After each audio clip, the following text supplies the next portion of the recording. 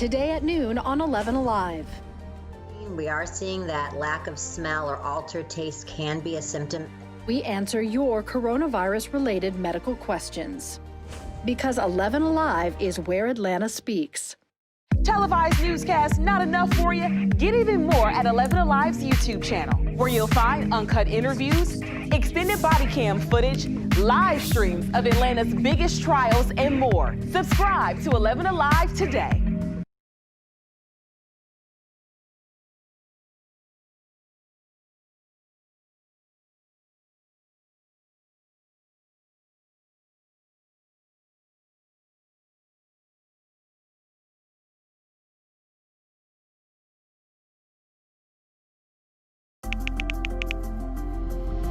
Let's start with a viral message going around. Quote, vast majority of people who died had ibuprofen Advil in their system. This message is fake. We just bought 20 dust masks for $97. Are you doing this to help people, or are you doing this to make money, or both? Both. Take this email sent to the Verify team. Is it safe to have your house cleaned by outside workers? The best practice is to limit guests to emergencies only.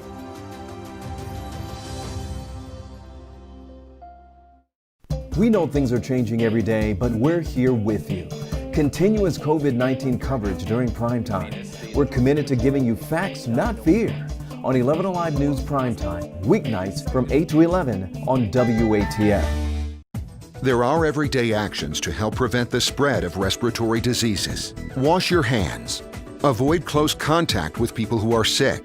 Avoid touching your eyes, nose, and mouth. Right now on prime time, the city of Louisville reaches a multi-million-dollar settlement with Breonna Taylor's family 6 months after she was killed by police. But her family says much more needs to be done. And when you decide to go back to school, you might as well go big, which is why this 81-year-old woman decided to enroll in the Ivy League. She is just ready to chop the wood, as Kirby Smart says. Parents getting restless with virtual learning, now demanding a plan from Atlanta Public Schools for when their kids can go back to class. Good evening, everyone. Welcome. I'm Chuck Pullinger. We start tonight with a major concern for hundreds of thousands of Americans. It's Hurricane Sally. The Mississippi Gulf Coast is starting to see and feel more impact. The storm is dumping heavy rainfall hours before it's expected to bring an even greater deluge when it makes landfall. The National Hurricane Center warns of historic flash flooding along the northern Gulf Coast. For the very latest on Sally and our weather, we check in with our chief meteorologist, Chris Holcomb. Yeah, and those conditions now look a lot worse than that video that we just showed you there, as we have plenty of rough surf along the Panhandle area and driving rain moving in, and that's all rotating around. What's happening here with the center of the storm, this is Sally right here, still just off the coast. We don't expect it to make landfall until early in the morning there along the coast of Alabama. Here's what we're watching. You can see the counterclockwise flow. On the west side of the center, the impacts are less here. Not really much even going on in New Orleans at this hour. You have the center of the storm, and then on the right-hand side, or to the east of the center, that's where we have all that driving rain coming in, covering a big part of the Alabama coastline into the Florida coastline as well. Once the system moves inland, it is going to bring a lot of that rain into our area, and that heavier rain is going to be between Wednesday afternoon into Friday morning, and that has prompted a flash flood watch for North Georgia, Metro Atlanta, and on down to the south side as well, and that could cause some flash flooding here with those rain totals between 3 and 6 inches on average in the metro area, but we will have some spots that get some higher amounts. Take a look at the forecast track with the storm right now. Winds are down to 80 miles an hour. Remember yesterday it was 100-mile-an-hour winds as a Category 2, so it's now a Category 1, but here's the deal, moving very slowly, only at 2 miles an hour, and that just continues to churn in all this moisture and bring in all the rain here along the Alabama coast and the Florida Panhandle too. We expect it to still be offshore at about 2 o'clock in the morning and then move inland during the early morning hours tomorrow, most likely on that strip of land right there at the Mobile Bay from Dauphin Island over toward Fort Morgan, getting closer to the Gulf Shores area there in Alabama. moving inland and losing its strength in the afternoon on Wednesday as a tropical storm, and then becoming a tropical depression Thursday into early on Friday. This is the time frame we need to watch as the storm system enters into Georgia and then exits Georgia later excuse me, on Friday. That's when we're going to have the bands of heavier rain and also the potential for some wind. So here's what we're watching. The storm down to the south is going to keep moving our way, and that's going to bring that rain into our area Wednesday, and then the heaviest stuff moving in.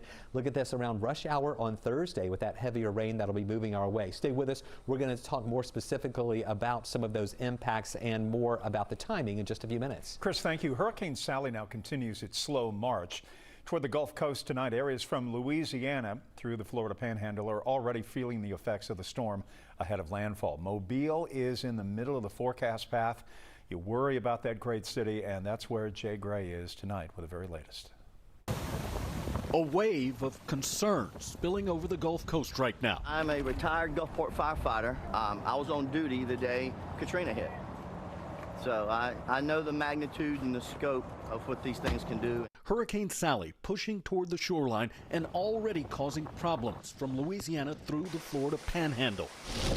Driving rains from the outer bands of the storm and surf pushed by the wind filling low-lying areas. And a lot more water is likely on the way.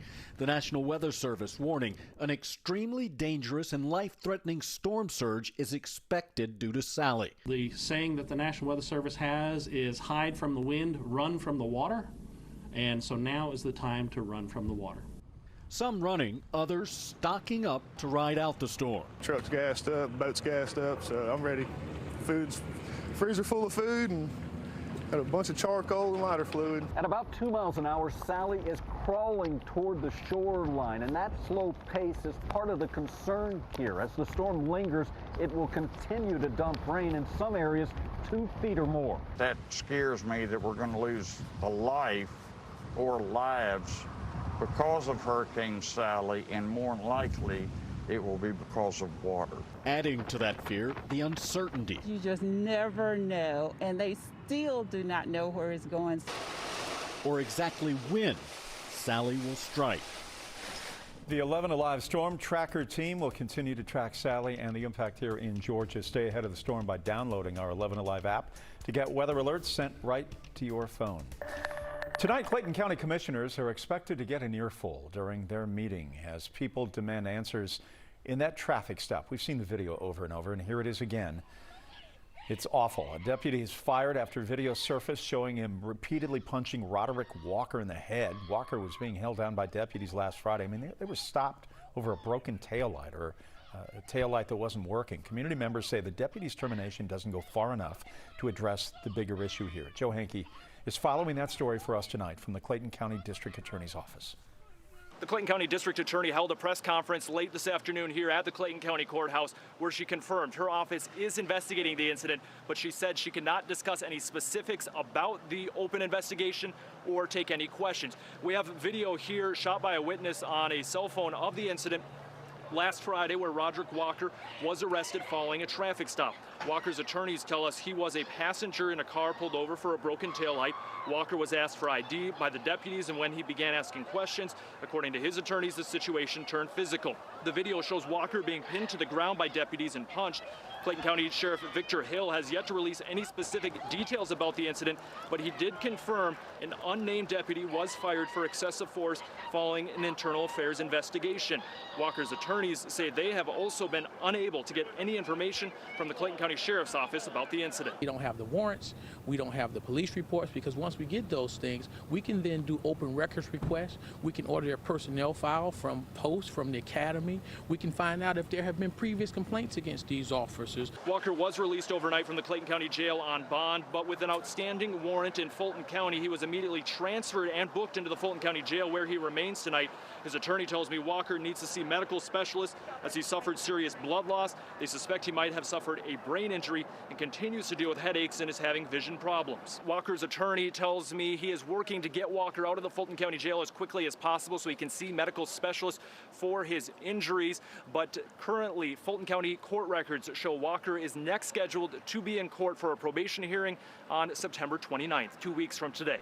Tonight, a huge settlement in a case that sparked months of continued protests all across America. The city of Louisville has reached a $12 million settlement with Breonna Taylor's family 6 months after she was killed by police in a failed drug raid. Her mother later filed a lawsuit against the department, calling the no-knock raid negligent and accusing the officers of excessive force.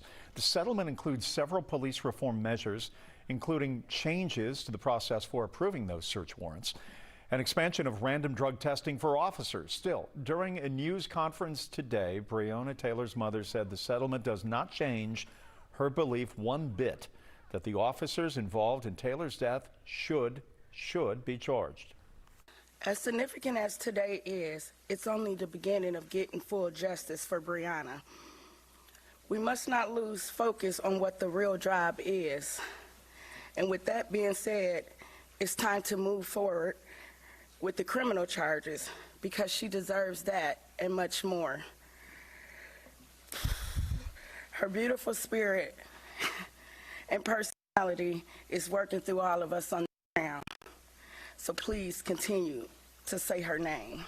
Officer Brett Hankinson, who fired the shots blindly into Taylor's apartment, was fired in June. 2 other officers and detectives who requested the warrant are on administrative leave. Coming up, college football fans are going to have to rethink how they pregame, because for some schools, tailgating is not an option. And don't forget, we are streaming right now on the 11 Alive YouTube channel. Subscribe, join the conversation in the community section. We have more 11 Alive news in prime time right after the break.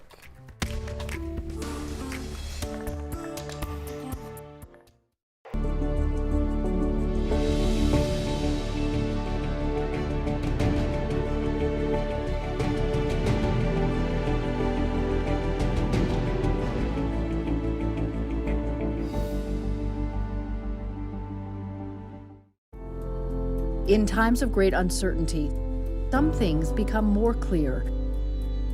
The things we take for granted, the people we depend on daily. Here at 11 Alive, we'd like to say thank you. First responders, medical staff, sanitation workers, truck drivers, postal workers, and every brave Georgian doing their part to make a difference. We see you, we hear you, and we appreciate all that you do. Let's start with a viral message going around. Quote, vast majority of people who died had ibuprofen Advil in their system. This message is fake. We just bought 20 dust masks for $97. Are you doing this to help people, or are you doing this to make money, or both? Both. Take this email sent to the Verify team. Is it safe to have your house cleaned by outside workers? The best practice is to limit guests to emergencies only.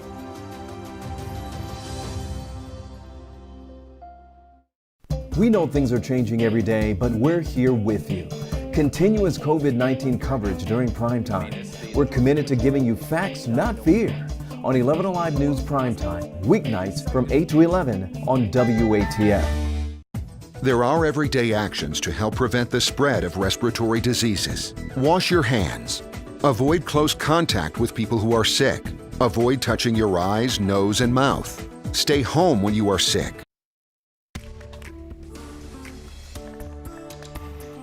Parents frustrated with virtual learning are sharing videos like these with us and urging Atlanta Public Schools to release details about when and how classrooms could reopen.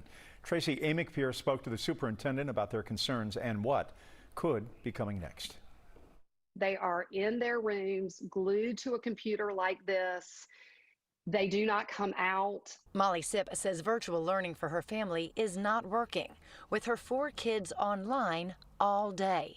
They all have breaks at different times. They all eat lunch at different times. They start at different times. Sipp is also a member of the Facebook group, Let Atlanta Parents Choose. It formed last week and already has nearly 700 members, many also frustrated with virtual learning. We've heard nothing about APS as far as where we're headed and what the future holds for the children. The group also started a petition with more than 1,800 signatures so far. APS Superintendent Dr. Lisa Herring says the school district is paying attention. They've asked very explicitly about pre-K and special education. That's been on our radar. They've asked for choice, or at least the understanding of knowing when we'll be able to come back to school and are we preparing. The answer is yes. Sipp says parents are looking for specifics. How are the kids going to have lunch? Are there going to be partitions? Do we wear masks? What about the bus? I don't want by any stretch for there to be a sense of we've not been in communication, nor have we listened to families. I've been overwhelmed with the amount of response we've received, numbers in the tens of thousands. But when it comes to an actual plan, these parents say they'll have to see it to believe it. If I had one thing to say, it would be to prove us wrong, Dr. Herring. Let us see the plan, put our minds at ease. Herring says APS parents won't have to wait until October 5th for new information. They will now release a draft version of their plan by next week. Now, by then, they will also release the date of the next survey. Keep in mind, any hybrid plan depends on COVID numbers going down. There are several positive trends in our fight against COVID-19 today, but the virus continues to hit hard. For people with chronic conditions, we have learned a 12-year-old boy from Pierce County is among the latest victims. We don't know much about what led up to his death. We do know he had other health problems, but this is only the 6th time the virus has claimed the life of a child in our state. The state is now reporting a total of 45 additional deaths today as well. There are strides being made in bringing down the case numbers, and those are the bars in green, but the number of people that we are testing, we being the state of Georgia, is also falling. Those are the orange lines. That means despite fewer cases, the positivity rate is inching up slightly. Over the past week, that average is now 10%. The WHO, the World Health Organization, recommending positivity rates stay below 5% to help contain the virus. We keep track of the very latest COVID-19 numbers and trends every day. We even break it down county by county. You can find it all in the coronavirus special section on 11alive.com or on the app. If you're planning to pregame before the Georgia Tech football home opener on Saturday, you're going to have to do it off campus. These are different times, ladies and gentlemen. How about that Jeff Collins, man? How about that victory against Florida State? Oh, yeah, come on. Tailgating banned Saturday outside Bobby Dodd due to the coronavirus. Chairs, grills, coolers not allowed on the grounds. Gatherings of any size prohibited anywhere outside the stadium. Fans are still encouraged to arrive early. Parking lots will open 2 hours before kickoff at 1:30 and the stadium gates open at 2. Bring your flask. The UGA's first home game is October 3rd, but the school already said there will be no tailgating at any Bulldog home games this season. However, you can hang out near your vehicle with your family or those you are sitting with at the game. Food and beverages are okay, but no large spreads, no tables, no chairs, no tents. But you can wear your Georgia Bulldog shirts and have some fun, right, Chris? Flask? What are you talking about? You're talking about water, right? Hey, look, man, I've been going to Georgia Tech games over the years. That is the land of the flask. Oh man, you got to bring the water. Got to bring the water, right? Hey, we have dry weather out there right now, even though we have a good coverage of clouds around, cool air. Temperature today only made it into the 70s. 77 was our high this afternoon. No rain at this time, but we're going to see those rain chances increasing during the day tomorrow thanks to this. This is Hurricane Sally, still offshore. We expect it to hit land, make landfall early in the morning, most likely along the coast of South Alabama there at Dauphin Island over toward Fort Morgan near Gulf Shores is where we think this will make landfall. You can see the really heavy rain in association with this around the eye and also areas to the east where the Panhandle has just been getting pelted by rain. Yesterday and today we have storms possible with a tornado watch in effect, often with a landfalling system. Any of these outer bands can have some rotation within them as that moves in from the water over the land as well. And then some of this rain extends up closer to Montgomery and in parts of southwest Georgia, but the heaviest activity right now is down along the Gulf Coast region. Once the storm moves inland, it moves up into Alabama and then crosses over into Georgia. And as it does that, it is going to increase our rain chances. And we could see some significant rain in some spots. And for that reason, the National Weather Service has issued a flash flood watch in effect for most of North Georgia, metro Atlanta, areas south and east of the city and southwest of the city with that flash flood warning in effect. 3 to 6 inches of rain possible in some spots and even some localized higher amounts that'll be a little more spotty. I really think the 3 to 6 inch totals are going to be like more on the average. In fact, here's a look. We can break this down even more. You follow that swath of that heavy rain, and that's pretty much the path of the remnants of the storm. You see here in northwest Georgia, lighter amounts, 1, maybe 2 inches of rain there. Getting closer to metro Atlanta, you see the yellows, oranges, and reds. That's indicating 3 to 5, maybe even 3 to 6 inches of rain. Those higher amounts we think will be south and also east of the city. That's when we can have some of those individual localized efforts or reports there, maybe even up to 8 to 10 inches of rain possible in some of those other areas. Here's the track. Moving inland, we think early in the morning as a Category 1 storm, and then as it gets up over land, that's when it starts to weaken a little bit. Still a tropical storm, though, through overnight with Wednesday into early on Thursday. Then it becomes a tropical depression. So Thursday into early Friday and then late Friday, that's when it's going to be progressing through the state of Georgia. So our impacts here are mainly going to be those rain totals, 3 to 6 inches with those locally higher amounts. We can see some winds 10 to 20 miles an hour, but with some higher gusts between 20 and 30 mile an hour gusts. And then the storm risk is on the low end. I really think the tornado risk is going to be more down into parts of central Georgia and South Georgia. So let's follow this as it moves inland, and you can see the rain in association with it. This is Wednesday afternoon.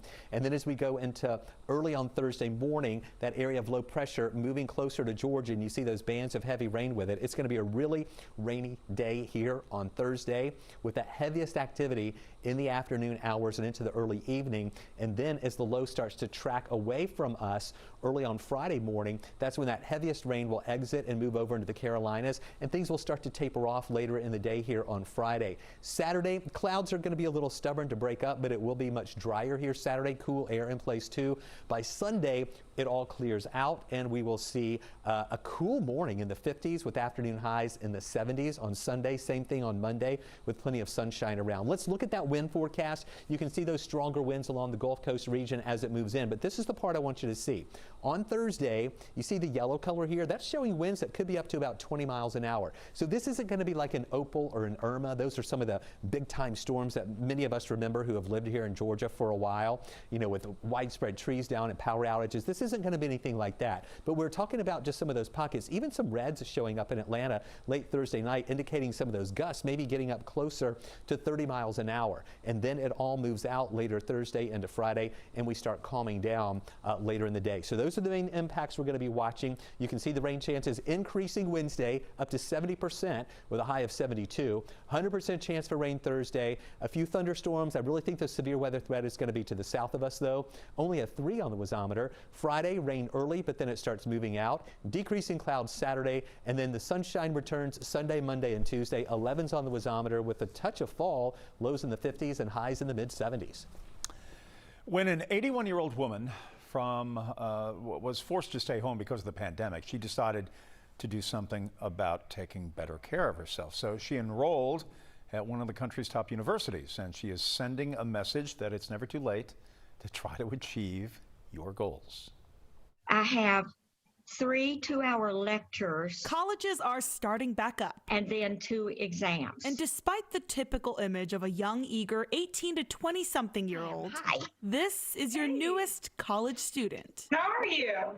I'm good. This is my study, and this is where I'm going to make it all happen. Barbara Ingram, a grandmother of 8 and great-grandmother of 3, is retired in Dallas. I am 81. I'll be 82 in November. Now she's attending the school of her dreams. Harvard, here I am. Harvard. Yes, the Ivy League, among the most prestigious schools, Harvard University. I never dreamed in a million years, but I thought if I'm going to go to school, I want to pick one of the best schools I can go to, due to the fact that now, you know, they're on the computer. We can do this way. With a little help from her tech-savvy husband, she already started her online economics class. All my papers here. Barbara wants to stay sharp. It's never too late. And keep learning. Everyone tells me they're so proud of me, and I said, just wait and see how I do. I think it's safe to say she'll do just fine. If I can do it, anyone can do it. Coming up next, how a local agency said goodbye to a hero, a dog.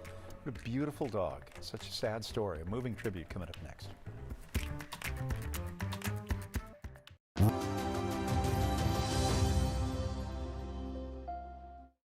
We know things are changing every day, but we're here with you. Continuous COVID-19 coverage during prime time. We're committed to giving you facts, not fear. On 11 Alive News Primetime, weeknights from 8 to 11 on WATF.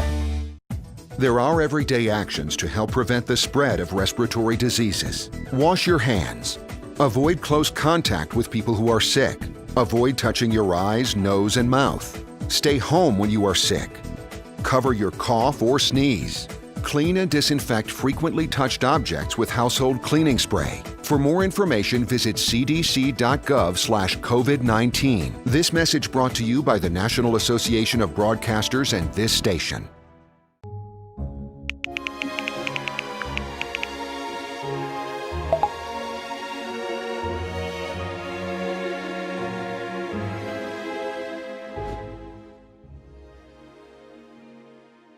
Today at noon on 11 Alive. We are seeing that lack of smell or altered taste can be a symptom. We answer your coronavirus-related medical questions. Because 11 Alive is where Atlanta speaks. Televised newscasts not enough for you? Get even more at 11 Alive's YouTube channel, where you'll find uncut interviews, extended body cam footage, live streams of Atlanta's biggest trials, and more. Subscribe to 11 Alive today.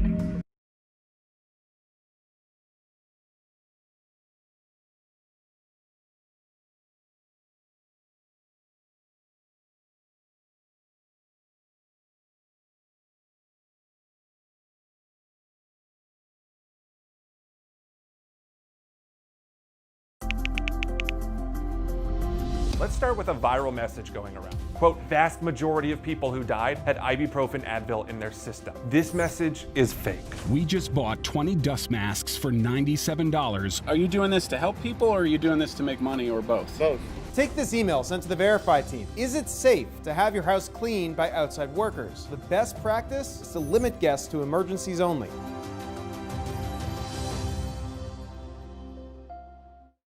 We know things are changing every day, but we're here with you. Continuous COVID-19 coverage. New tonight, an arrest in a shooting that killed 2 people and 13 others that were injured over the 4th of July holiday weekend. Atlanta police say it is one of the most devastating shootings from over the summer. 11 Alive's Brittany Klein-Peter spoke to one victim's mother after she learned of the arrest. It's not a day that goes by that I don't cry and that I don't go into his room. This is very difficult for us. There's no other way to say it. But I'm very proud of the City of Atlanta police officers. Bit of closure Tuesday night for the Ingram family. It comes more than 2 months after gunfire broke out on Auburn Avenue as people watched 4th of July fireworks. More than a dozen people were shot. Shirlene's son, 20-year-old Joshua Ingram, was killed along with a 32-year-old woman. On Tuesday, Atlanta police announced the arrest of DeAndre Brown. It all started when police say Brown hit a pedestrian with his car on July 5th and led to an argument. Mr. Brown exited his vehicle and then proceeded to produce and point a firearm at a male who was standing out there. Immediately following that aggravated assault of pointing a weapon at another individual, multiple individuals in the crowd opened fire, resulting in the deaths of Erica Robinson and Joshua Ingram. Atlanta police say officers arrested on Sunday when they caught him street racing on Sidney Marcus Boulevard. He faces many charges, including murder. Investigators also released surveillance photos of other people they believe were involved in the deadly shooting. The parents of Joshua Ingram say the news of the arrest brings some comfort. It is a start.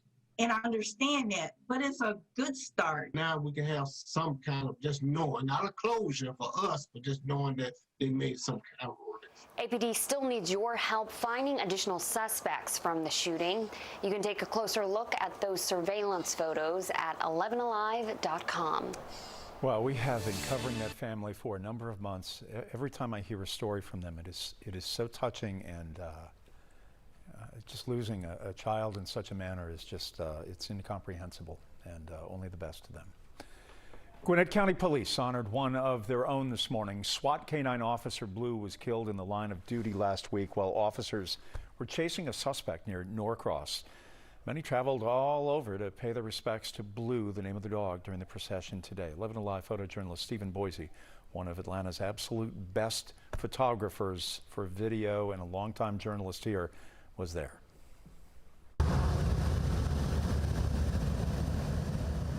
My name is Mikkel Colby. I wanted to pay my respects to Blue, the K-9 officer. He lost his life because he lost his life protecting us, doing what he obviously loved to do. And I'm a dog lover at heart. I just loved animals, and I just felt that it was just the right thing to do. It's just to come and pay my respects, and it was very emotional. Just seeing those pictures on the news was just heartbreaking, and it was just brought me to tears as I saw a sea of blue lights coming down the highway, and just thinking of him, and just thinking of his life just being taken away just like that in the line of duty. Beautiful dog. People in one Metro Atlanta neighborhood say trash pileups are putting their kids in danger, forcing them to walk in busy roads. What they want the city to do about it. We are seeing that lack of smell or altered taste can be a symptom. We answer your coronavirus-related medical questions. Because 11 Alive is where Atlanta speaks. Televised newscasts not enough for you? Get even more at 11 Alive's YouTube channel, where you'll find uncut interviews, extended body cam footage, live streams of Atlanta's biggest trials, and more. Subscribe to 11 Alive today.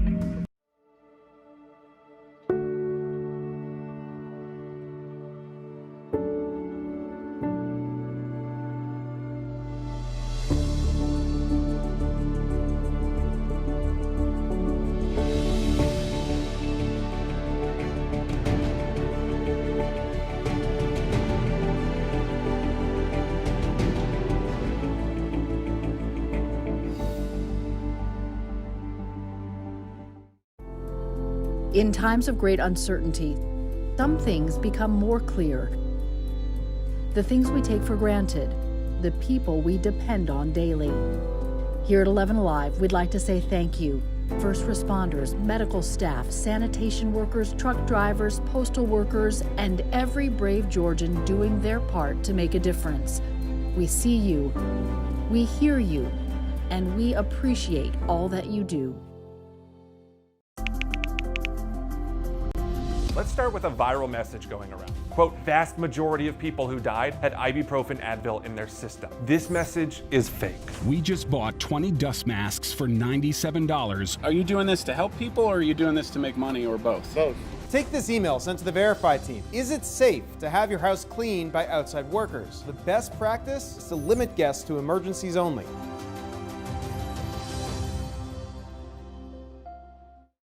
We know things are changing every day, but we're here with you. Continuous COVID-19 coverage during prime time. We're committed to giving you facts, not fear. On 11 Alive News Primetime, weeknights from 8 to 11 on WATF. There are everyday actions to help prevent the spread of respiratory diseases. Wash your hands. Avoid close contact with people who are sick. Avoid touching your eyes, nose, and mouth. Stay home when you are sick. Cover your cough or sneeze. Clean and disinfect frequently touched objects with household cleaning spray. For more information, visit cdc.gov/COVID-19. This message brought to you by the National Association of Broadcasters and this station.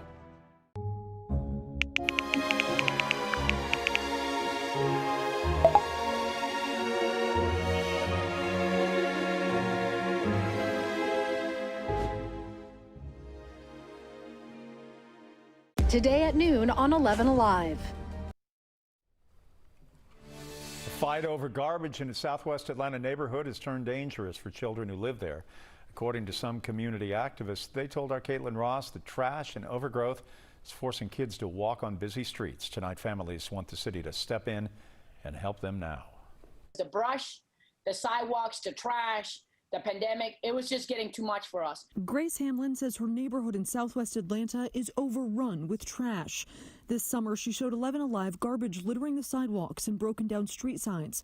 She says not much has changed. In a time when you're not feeling very good about yourself and you're losing everything, that why do our services have to be neglected also? She says she's tried to get help from the city time and time again because the garbage on the sidewalk is creating a dangerous situation for the neighborhood kids. And now I have kids walking on the highway to get to the corner store to eat at the McDonald's and Wendy's off Metropolitan Road. Councilmember Joyce Shepard says she's aware of the complaints and was horrified when she saw the condition of some of the streets off Langston Drive. I just saw a lot of stuff on that whole street. So I had code enforcement to go out there and write everything up on the street from one end to the other. Cut the right of way, take the trash out, do a lot of things like that. I did all of that within the last month. Councilmember Shepard thinks the majority of the garbage comes from people who live outside the area and use the neighborhood as a dumping ground. She says Public Works was just in that area cleaning up last Friday, but today it looks like this. On Langston Avenue, I could go pick up trash this morning. If you went back tomorrow, you would say, when did y'all do a cleanup? Because the trash is back out there. Grace thinks there needs to be a more permanent solution to keeping the community clean. What is happening in our community is really reflective of what's happening in our country. And right now, we don't feel like anybody cares about what's happening in our communities. Councilmember Shepard says she has several long-term projects in the works, including a twice-weekly cleanup and a new police precinct in the area scheduled to open in October. Chief Meteorologist Chris Holcomb continues to track Hurricane Sally. Chris, a busy week for you, and this is one to really fear because of the amount of water that's coming. Yeah, and it's dumping a lot of rain, and we have a lot of flooding rain now, storm surge along the Florida Panhandle and the Alabama coastline, and the storm is moving very slowly, and that's why it's dumping so much rain on the Gulf Coast region, only moving at about 2 miles an hour. The wind speed has come down a little bit. It's at 80 miles an hour compared to last night when we had 100-mile-an-hour wind, so it's a Category 1 storm, moving very slowly. We do think it'll make landfall along the Alabama coast, most likely early in the morning. But look at all the rain that it's sending in along the Florida Panhandle, over past Apalachicola, and some of these showers even moving into southwest Georgia and into the southern parts of Alabama, close to the Montgomery area. This is going to keep moving north, and eventually it will move in. It will lose some strength, but the remnants of the storm will pass through Alabama and then into Georgia, and that's going to give us a significant rain chance and the chance for significant rainfall as well. And for that reason, we have a flash flood watch in effect. This is going to go into effect tomorrow afternoon until early on Friday morning. And in that time frame, we can see 3 to 6 inches of rain, and some areas could pick up even some higher amounts, especially south and east of the metro Atlanta area. And that's enough rain that could cause some flash flooding. We'll have some runoff, so flood-prone areas you need to watch out for rising water from Wednesday into Friday. Here's the track. Now, we did get an intermediate update that gives us winds at 80 miles an hour, moving north at only about 2 miles an hour. So we still expect a landfall early in the morning, most likely there along the Alabama coastline. And then it moves north and starts to take a turn to the northeast, coming through Alabama and Georgia. It is in this time frame here between Thursday afternoon into Friday morning, and then later on Friday when we're going to see our better chance of significant rain coming in, and also the potential for some breezes, winds maybe 10 to 20 miles an hour with higher gusts. So we mentioned those rain totals, potentially 3 to 6 inches with locally higher amounts. These are the main impacts we're going to be dealing with here. The wind at 10 to 20 miles an hour with some higher gusts at times. The storm risk is going to be on the lower end for us. I really think that the tornado risk and risk for severe storms will be a little bit higher down into central Georgia and also into south Georgia. So we're not overly concerned about an organized area of severe storms with this. The main threats will be the heavy rain and also some of the windy conditions in association with the remnants of Sally moving through. Stay with us. I'm going to show you the map with some of those specific rainfall totals and the wind map and the severe weather outlook as well. Parenting is tough, no kidding. Add a global pandemic to the mix, and it just ramps up the stress level for those of us who are parents, who have been parents a very long time. 11 Alive is where Atlanta speaks, so we wanted to see how you're doing. We talked to a dozen Metro Atlanta parents asking how they're handling parenting in a pandemic. You know, I have... Oh, okay. Sorry. Hey, you two. Can you give me a minute? I'll see you guys in a minute. This way. Okay, love you.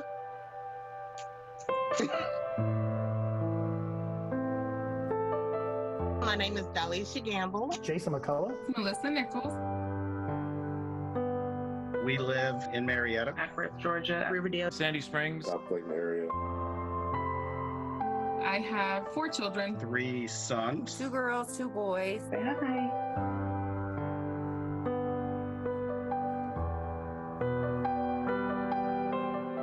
Well, it's been new. Quite chaotic. Feels like everything's turned up to 11. At this point, you want to fire yourself a little bit? My schedule starts at 3:30 to midnight. Then I had to wake back up and get the kids together around about 6:45. It's a full-time job with another full-time job. My wife definitely has her hands full as well. I looked at her last night and I could tell she was just absolutely exhausted. I am waking up extra early to make sure they're good. Then I have to do my job. Then I step out for lunch. Then I go back to work. Then I check on them. There's weeks where I'm like, good planning will allow us to be successful with this. Then there's times where I'm super realistic, like, this crap sucks.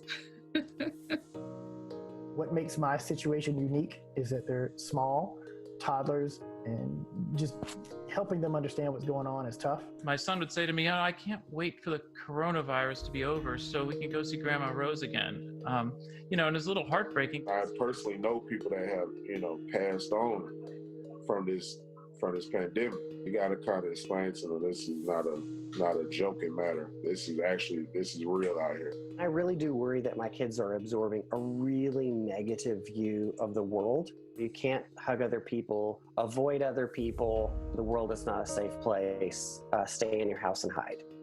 I'm a dialysis nurse, and we have other nurses that have caught COVID, brought it home to their family, kids, and they've been out for weeks. It's always in the back of my head that when I come home, I don't want to give my family anything. There's this, lurking anxiety. So that's the low point. Like, what if I were to catch COVID?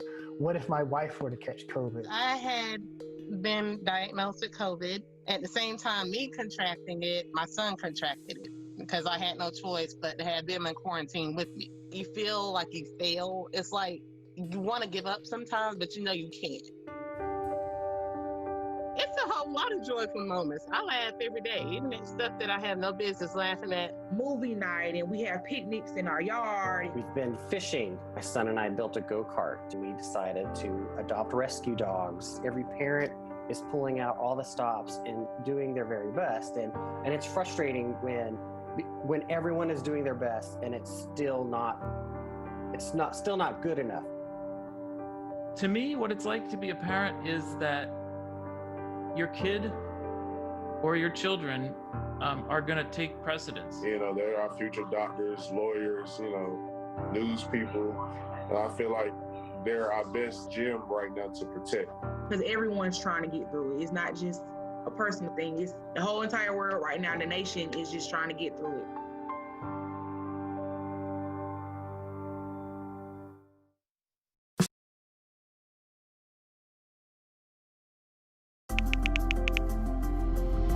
Let's start with a viral message going around. Quote, vast majority of people who died had ibuprofen Advil in their system. This message is fake. We just bought 20 dust masks for $97. Are you doing this to help people or are you doing this to make money or both? Both. Take this email sent to the Verify team. Is it safe to have your house cleaned by outside workers? The best practice is to limit guests to emergencies only.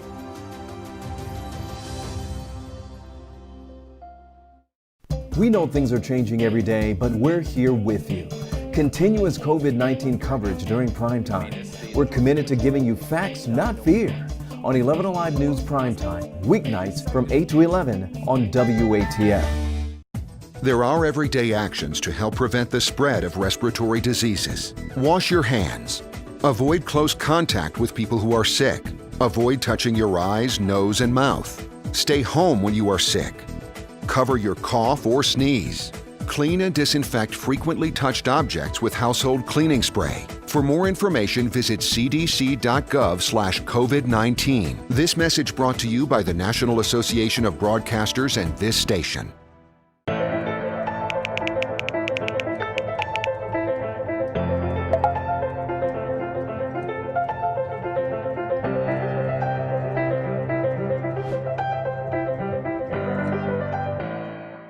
Today at noon on 11 Alive.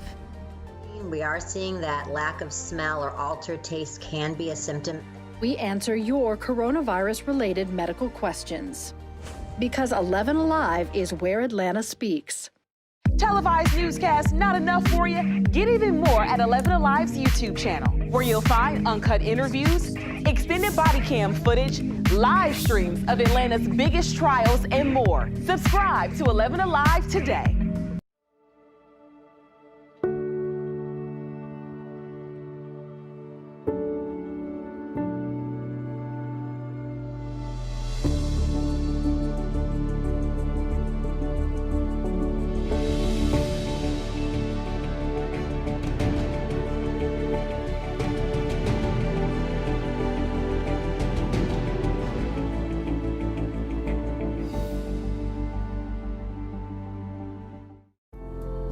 In times of great uncertainty, some things become more clear.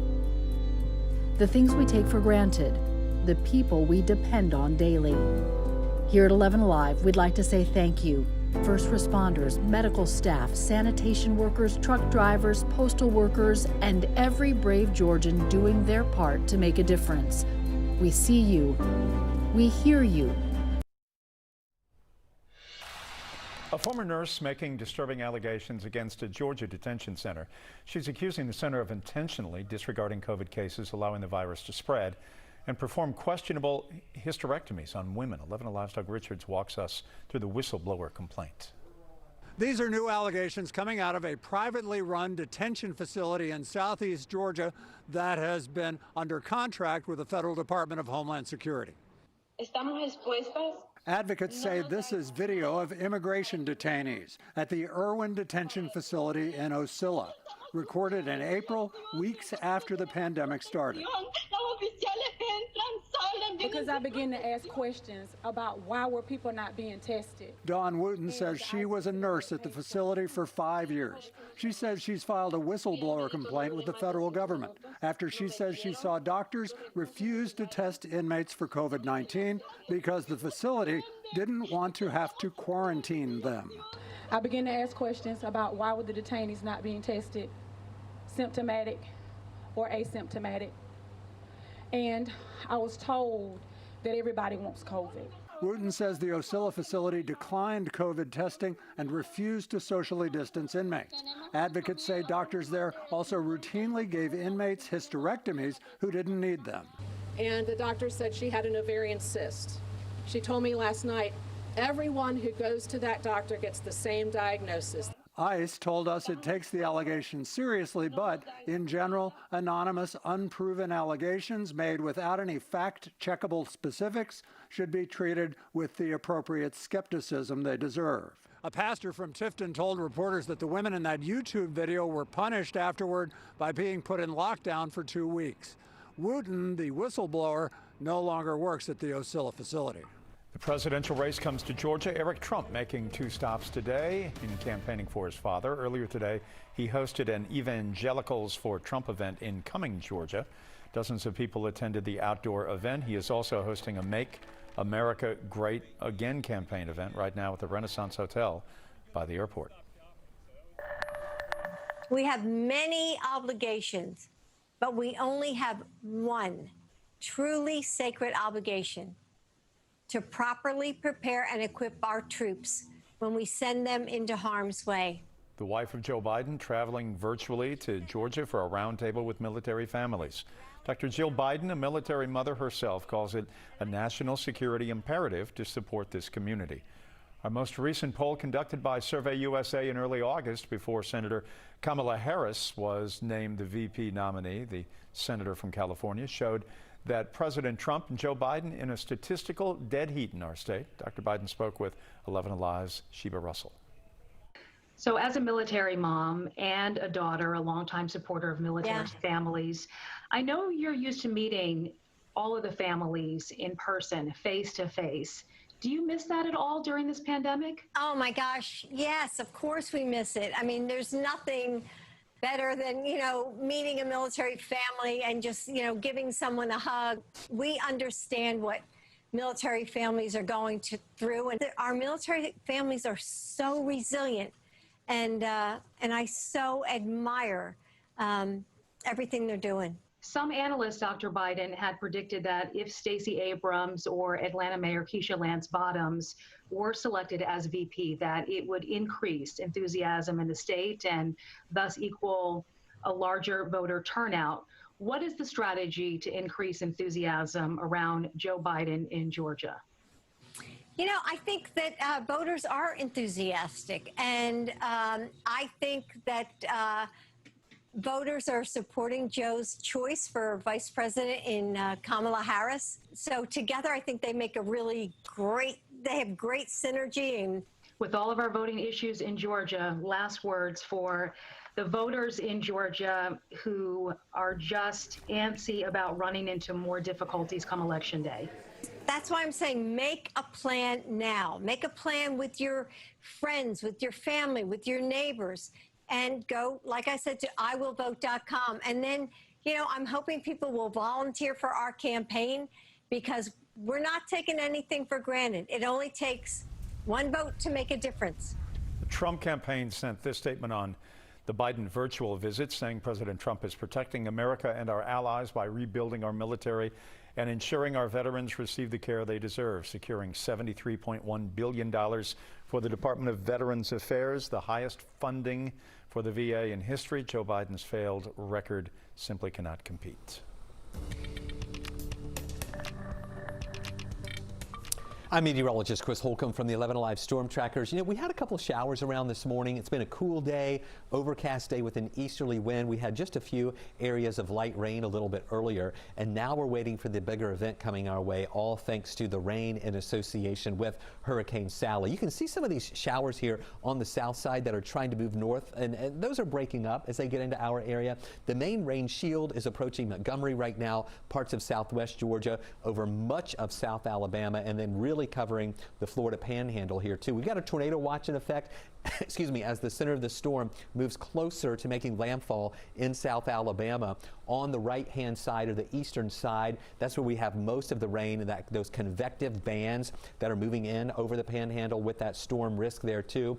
The storm will keep moving northward, and as it does, we'll see the remnants of it moving through Alabama and then Georgia. So between Wednesday afternoon into early on Friday morning, we're going to have the potential for some significant rain. We're talking 3 to 6 inches of rain possible, and even some higher amounts in some spots too that could cause to some flash flooding. In fact, here's a look at some of those potential rainfall amounts, and those heavier amounts pretty much follow the path of the remnants of Sally. You can see here in Atlanta, we have the reds, oranges, and yellows as you go up to the north, and that's indicating 3 to 6 inches of rain. The lighter amounts, 1 to 2 inches up in North Georgia. And then those heavier amounts, where I'm talking about isolated, locally heavier rainfall, that's to the south and also to the east of us, where it could be 6 to maybe even 8, and even some individual areas that could see up to 10 inches of rain as this system moves on through. So here's the track. Landfall early in the morning, we think, right there along the Alabama coastline. Then as it moves inland, it'll be a tropical storm Wednesday afternoon, even into early in the morning on Thursday, and then a tropical depression coming into West Georgia Thursday into early Friday, and then late Friday it exits into parts of the Carolinas. So it's that time frame there on Wednesday afternoon into early on Friday when we're going to see our better chance for rain. Now, if you're concerned about severe weather, a lot of times with landfalling tropical systems, we do have a severe weather threat. And today, that is mainly in those areas along the Panhandle where we see that tornado watch that's in effect. As it moves inland, it will still be generating the potential for some stronger storms. And we see that marginal risk extending up to around Columbus and to Macon, southward, with that slight risk or level 2 risk over the rest of the Florida Panhandle. And then once we get into Thursday, we see that severe weather risk pretty much go away. We'll still have just general showers, and yeah, we might have some rumbles of thunder and flashes of lightning, but at this point, we're not overly concerned about a big-time severe weather risk for us as the remnants of Sally move through. Here's a look at that rain in association with the storm, and you see those bands of heavy rain now right around the center of the storm. Now on Wednesday in the afternoon, that's when we start to see more of that rain pushing into our area. That'll stay pretty persistent. This is early on Thursday. Here's that band of heavier rain in association with that center of the low pressure system, and even though the low is going to be more to the south of us, it's still going to be spreading that rain into our area. This is Thursday afternoon. where we see that heaviest rain that's going to be going through the evening hours and even partially overnight too. By morning on Friday, that heavier rain goes into East Georgia, over into the Carolinas, and starts to exit, and we'll see improving weather later in the day on Friday as those showers start to taper off, but still we'll be dealing with all that water that has been left behind. Saturday, some clouds persisting, but the rain will be over, and then we clear out on Sunday with a touch of fall moving in for this weekend too. Monday looking good too with more sunshine. Now let's talk about those specific wind threats too. That's mainly along the Gulf Coast region. And then on Thursday, look at the yellow here. Where you see the yellow color, that's winds of around 20 miles an hour. The blue is showing winds around 10 miles an hour. And there could even be some occasional gusts. You see the red right there with those winds that could get up to between 20 and 30 miles an hour at times, not sustained winds or anything like that, and then it calms down later in the day on Friday. So those are the main threats. Heavy rain, storm risk is on the low end, and then we'll have that potential for some of those breezy conditions there. 100% chance for rain Thursday, ending on Friday, then Saturday decrease in clouds with more sunshine returning Sunday, Monday, and Tuesday, with lows in the 50s for the second half of the weekend and first part of the week, and highs only in the mid 70s. We have more on Prime Time coming up.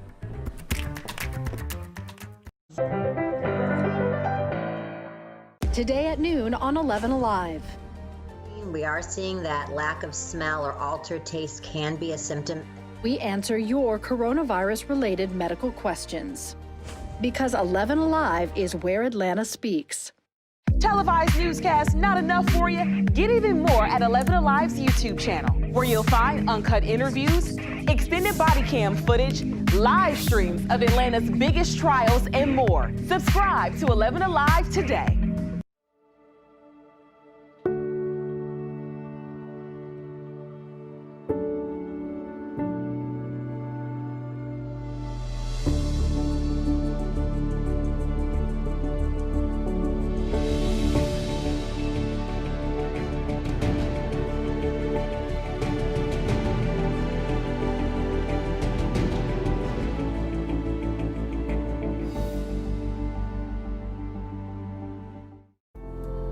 In times of great uncertainty, some things become more clear. The things we take for granted, the people we depend on daily. Here at 11 Alive, we'd like to say thank you.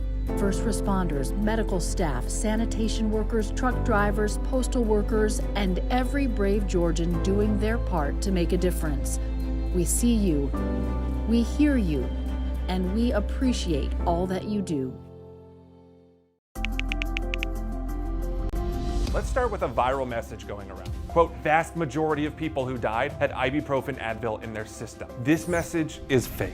We just bought 20 dust masks for $97. Are you doing this to help people, or are you doing this to make money, or both? Both.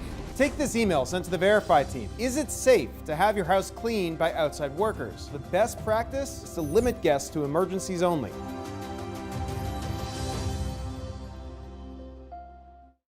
We know things are changing every day, but we're here with you. Continuous COVID-19 coverage during prime time. We're committed to giving you facts, not fear.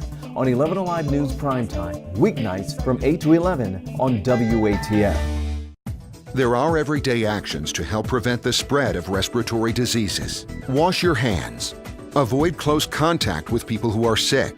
Avoid touching your eyes, nose, and mouth. Stay home when you are sick. Cover your cough or sneeze. Clean and disinfect frequently touched objects with household cleaning spray. For more information, visit cdc.gov/COVID-19. This message brought to you by the National Association of Broadcasters and this station.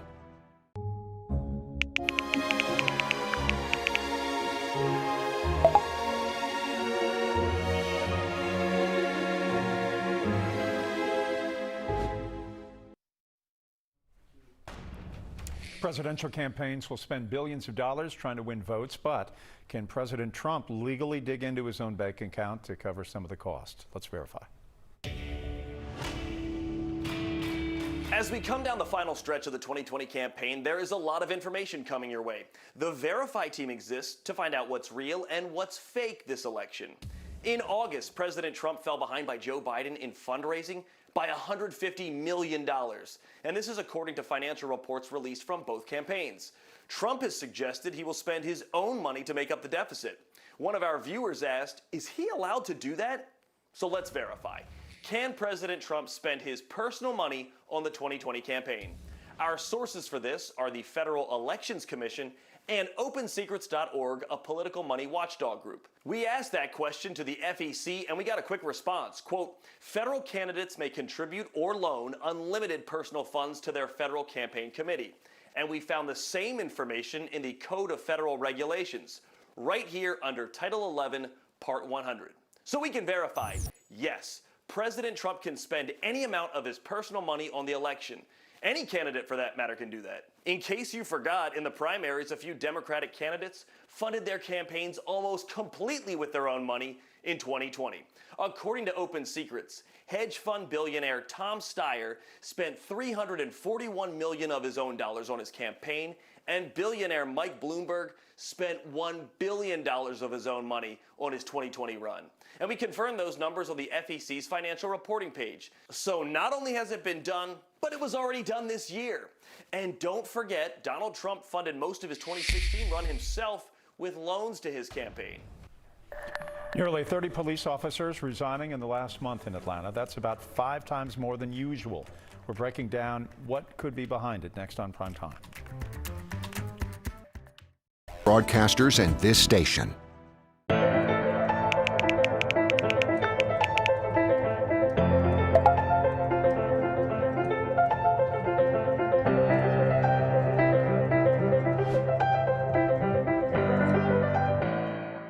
Today at noon on 11 Alive. We are seeing that lack of smell or altered taste can be a symptom. We answer your coronavirus-related medical questions. Because 11 Alive is where Atlanta speaks. Televised newscasts not enough for you? Get even more at 11 Alive's YouTube channel, where you'll find uncut interviews, extended body cam footage, live streams of Atlanta's biggest trials, and more. Subscribe to 11 Alive today.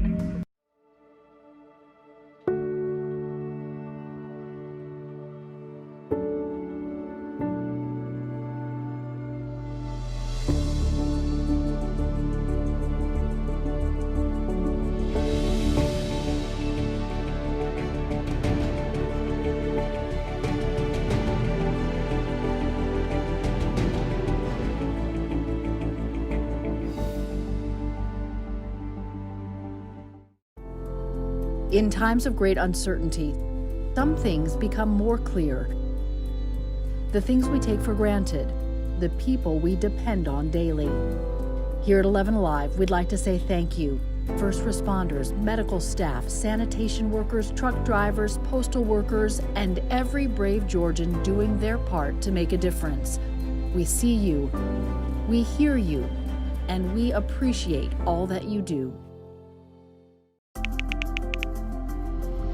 Let's start with a viral message going around. Quote, vast majority of people who died had ibuprofen Advil in their system. This message is fake. We just bought 20 dust masks for $97. Are you doing this to help people or are you doing this to make money or both? Both. Take this email sent to the Verify team. Is it safe to have your house cleaned by outside workers? The best practice is to limit guests to emergencies only.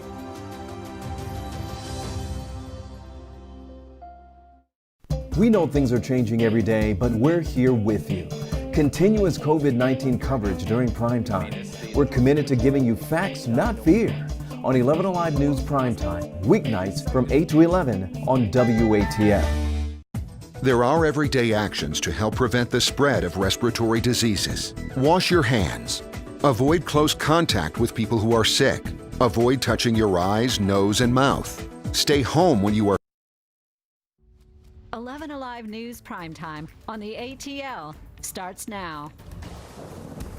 Good evening, and we start the 9 o'clock hour with a major concern for hundreds and thousands of Americans, Hurricane Sally. The Mississippi Gulf Coast is starting to see and feel some of the impacts. The storm is dumping heavy rainfall hours before it's expected to bring an even greater deluge when it makes landfall. The National Hurricane Center warns of historic flash flooding along the northern Gulf Coast. For the latest on Sally and our weather, We go to Chief Meteorologist Chris Holcomb, who is tracking the storm. Hey, Chris. Yeah, there's a lot of interest in this. Right now we have 800 people on Facebook Live. That's why my phone is right here, and folks are asking about what's going to happen not only on the Gulf Coast, but also what's going to happen here in Georgia. So I want to break down some of that for you right now. We're fine here in Atlanta, but this is the storm. This is Sally. Maximum sustained winds at 80 miles an hour. So it's come down from yesterday when it had 100-mile-an-hour winds. It's moving very slowly, though, only at about 2 miles an hour. The center of the storm is right here just south of the Alabama coastline, and it's moving very slowly at about 2 miles an hour. On the right-hand side or the east side, that's where we're seeing most of those bands of rain coming into the Florida Panhandle with storm surge there, coastal flooding as well, very rough surf moving in, and that rain shield is moving up close to Montgomery and into parts of southwest Georgia. So let me show you what we're watching with this storm and the main threats that we're going to be dealing with. There is a flash flood watch in effect for much of North Georgia, metro Atlanta, and areas south and east of the city.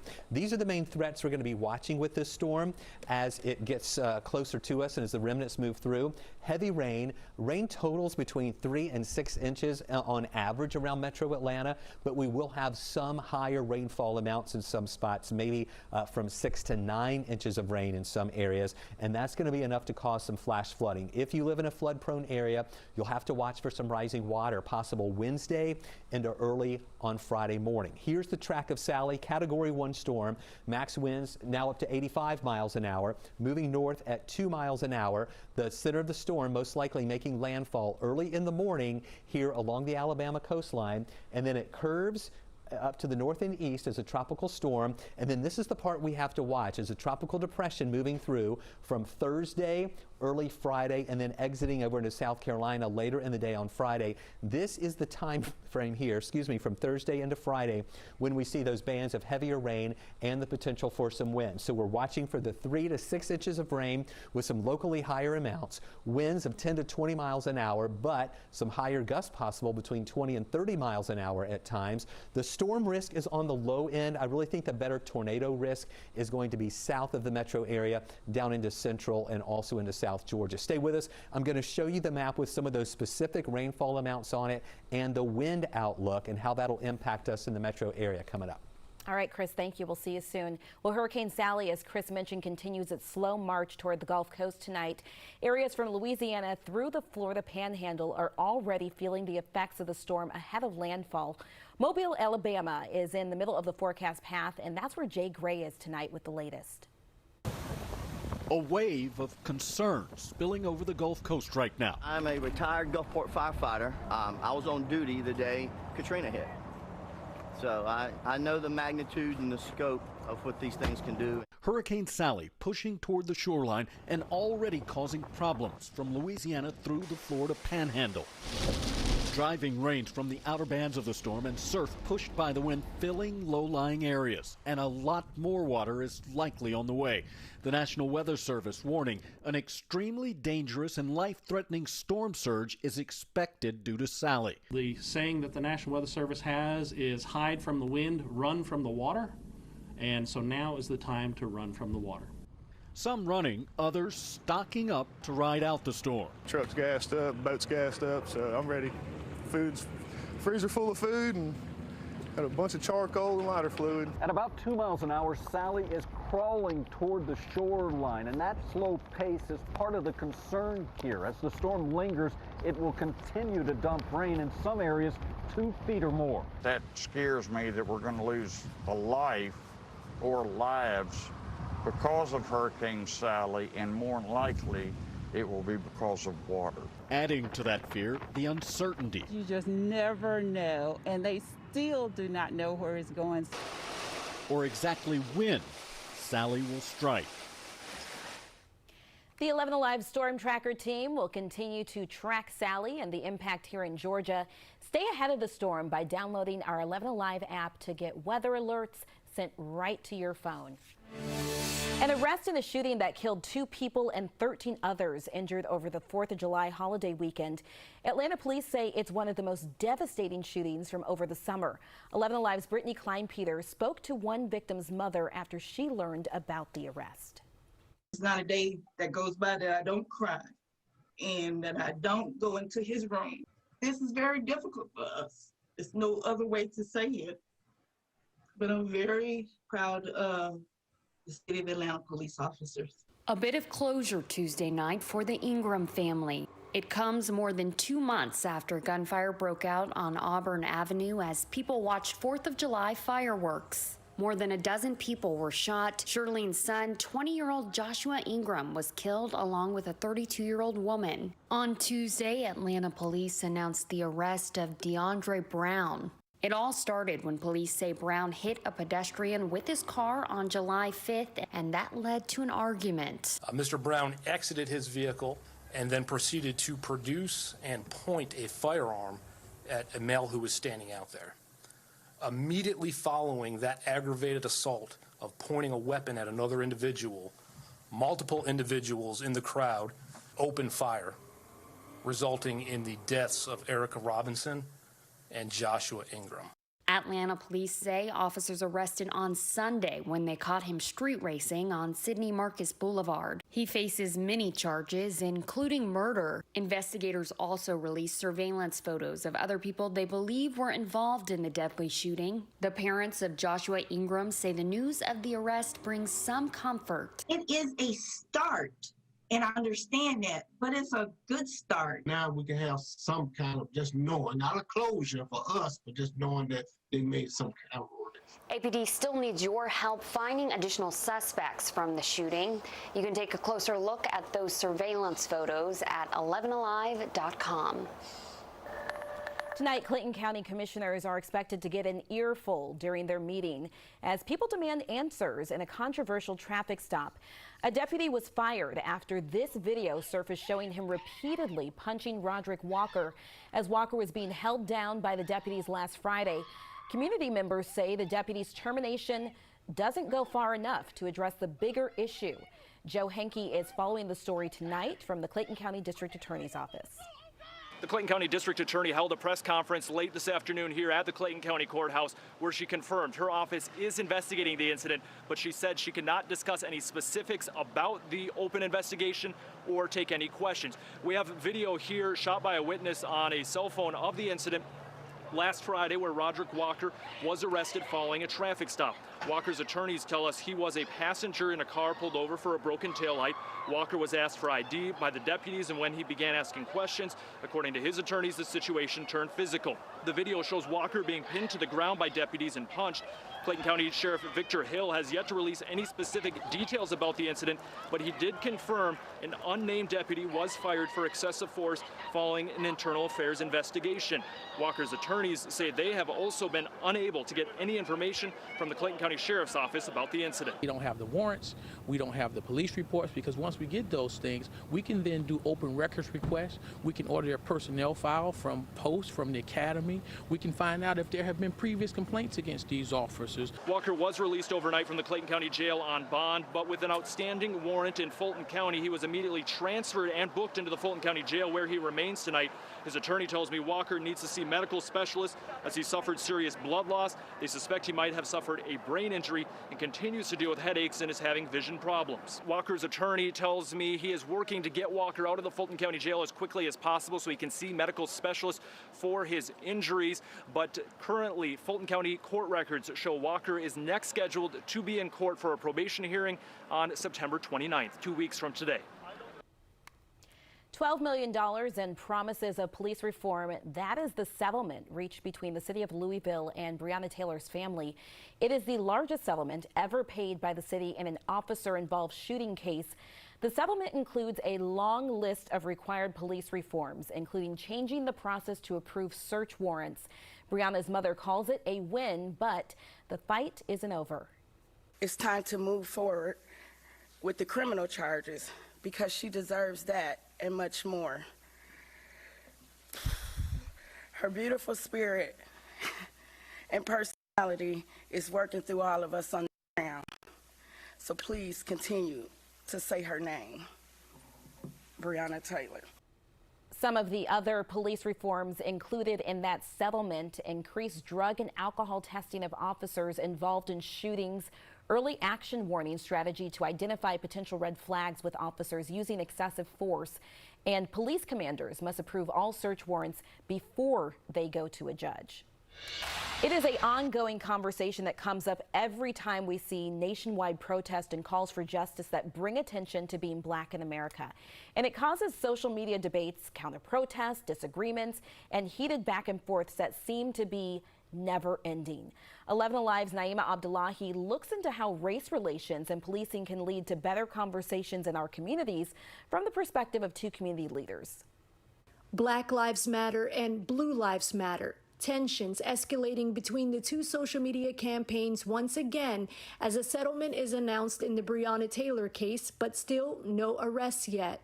Police should not be above the law. If they feel that they did something and what they did that day was justified, then they should go and stand before a judge. At the same time, the law enforcement community devastated after 2 Los Angeles County deputies were shot in what investigators say was an ambush. Both survived. When they put that badge on, their loved ones don't know if they're going to come back in that door. I can't even imagine it. 2 movements. One wants an end to police brutality and systemic racism, and the other wants the lives of police officers to also be valued as well. If all lives matter, then Black lives matter as well. Justin Miller is a partner at the prominent Stuart Miller Simmons trial attorneys. The team represents George Floyd's daughter, Gianna, along with other high-profile cases. He's constantly advocating for Black lives in courtrooms and at protests. I'll continue to support law enforcement as long as I can. And Bobby Howard, a community leader in Snellville who dedicates his front yard to commemorate officers killed in the line of duty. These are guys that have families at home and kids and, are regular, people when they don't put on that badge. And sadly, every profession has subpar participants. Law enforcement's no different. And the conversation hits close to home, with a Clayton County case of Roderick Walker seen in this viral video being struck by a deputy, and recently a North Georgia deputy shot during a traffic stop. The suspects eventually captured. We don't have to pick sides on all of these things. These things are not mutually exclusive. You can be for good police and also be for Black people having equal rights in America and being treated fairly. Bobby Howard says advocating for police does not mean he doesn't see the value in wanting fair treatment for people of all backgrounds. He says seeing George Floyd unable to breathe as he was pinned down by an officer was heartbreaking. Unbelievable. Anybody, I can absolutely detest that happening and still support law enforcement. Both men, community leaders with different initiatives, just want more bridge building and understanding. I can't speak to how other people see the world. Now it's either you're on one side or the other, instead of us using our logic to work through problems and find solutions together. A wave of police officers resigning in Atlanta, while the police union says the number keeps on climbing. And don't forget, we are streaming right now on the 11 Alive YouTube channel. Subscribe and join the conversation in the community section. We've got more 11 Alive News in Primetime after the break.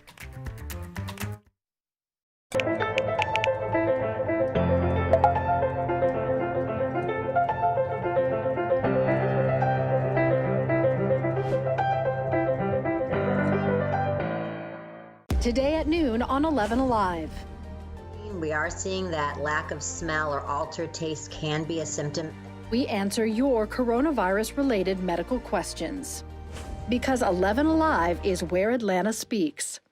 Televised newscasts not enough for you? Get even more at 11 Alive's YouTube channel, where you'll find uncut interviews, extended body cam footage, live streams of Atlanta's biggest trials, and more. Subscribe to 11 Alive today.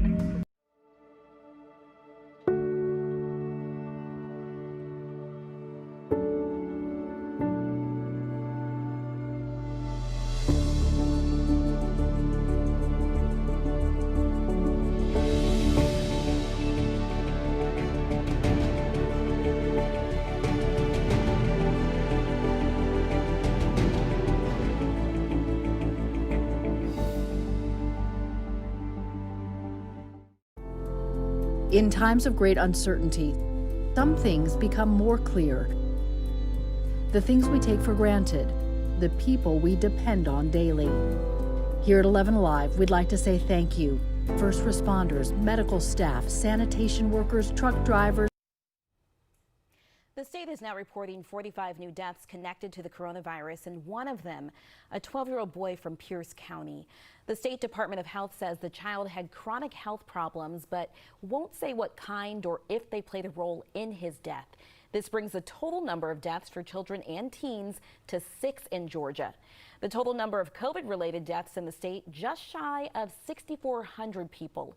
Even though testing remains low and new cases are fairly flat, 271 more people went to the hospital for treatment, and that's good news. The good news is that several hundred people also recovered and left the hospital because the number of active patients today is down to about 1,500 people. The governor has signed a new coronavirus shelter-in-place order, but this one is a little bit different. It now says long-term care facilities can have activities if approved by DPH's reopening plan. DPH has yet to release those rules or say whether visitation is on the list, but Reveal investigator Rebecca Lindstrom says 6 months of isolation is taking its toll on those inside those facilities. I'm Charles, and my wife Anita. Charles and Anita Gwynn, married 52 years, but in the days of COVID, they still had to sit several feet apart since we asked them not to wear a mask in order to hear them better. And I had to sit outside. I miss being around people. That's what I miss too, being out with people. At long-term care facilities like Brookhaven, the activity room sits silent. The dining halls are closed. 3 priorities. Priority 1 is breakfast, priority 2 is lunch, and priority 3 is supper. There's no doubt Charles likes food, but time in the dining hall is more than that. And I miss being able to shake hands and hug people. Especially their children. Both say life right now is, well, boring. And even though they're lucky enough to have each other, it is still kind of lonely. And so you can really tell it's taking a toll on them. Assistant Administrator Brigham Hodges is trying to keep families connected through video chats. There's a lot of big smiles. Everybody's so happy just to be able to see each other. Also a lot of tears. When you see 2 family members crying, grown adults crying because they can't see each other or be with each other, it's very difficult. Hodges says it's been hard on staff too, who know there's a lot at stake every time they walk out the door. Across the state, nearly 7,200 long-term care staff have tested positive so far. We have to deal with daily operations, and then we have to deal with our own emotions. Hodges says they have enough PPE inside the facility, installed thermal cameras, and are constantly cleaning surfaces. They also do a lot of testing. Oh yes, regularly. The Gwynns say they've been tested 3 times in 2 weeks. According to the Department of Community Health, this facility had 15 residents or staff test positive in August, but so far none this month.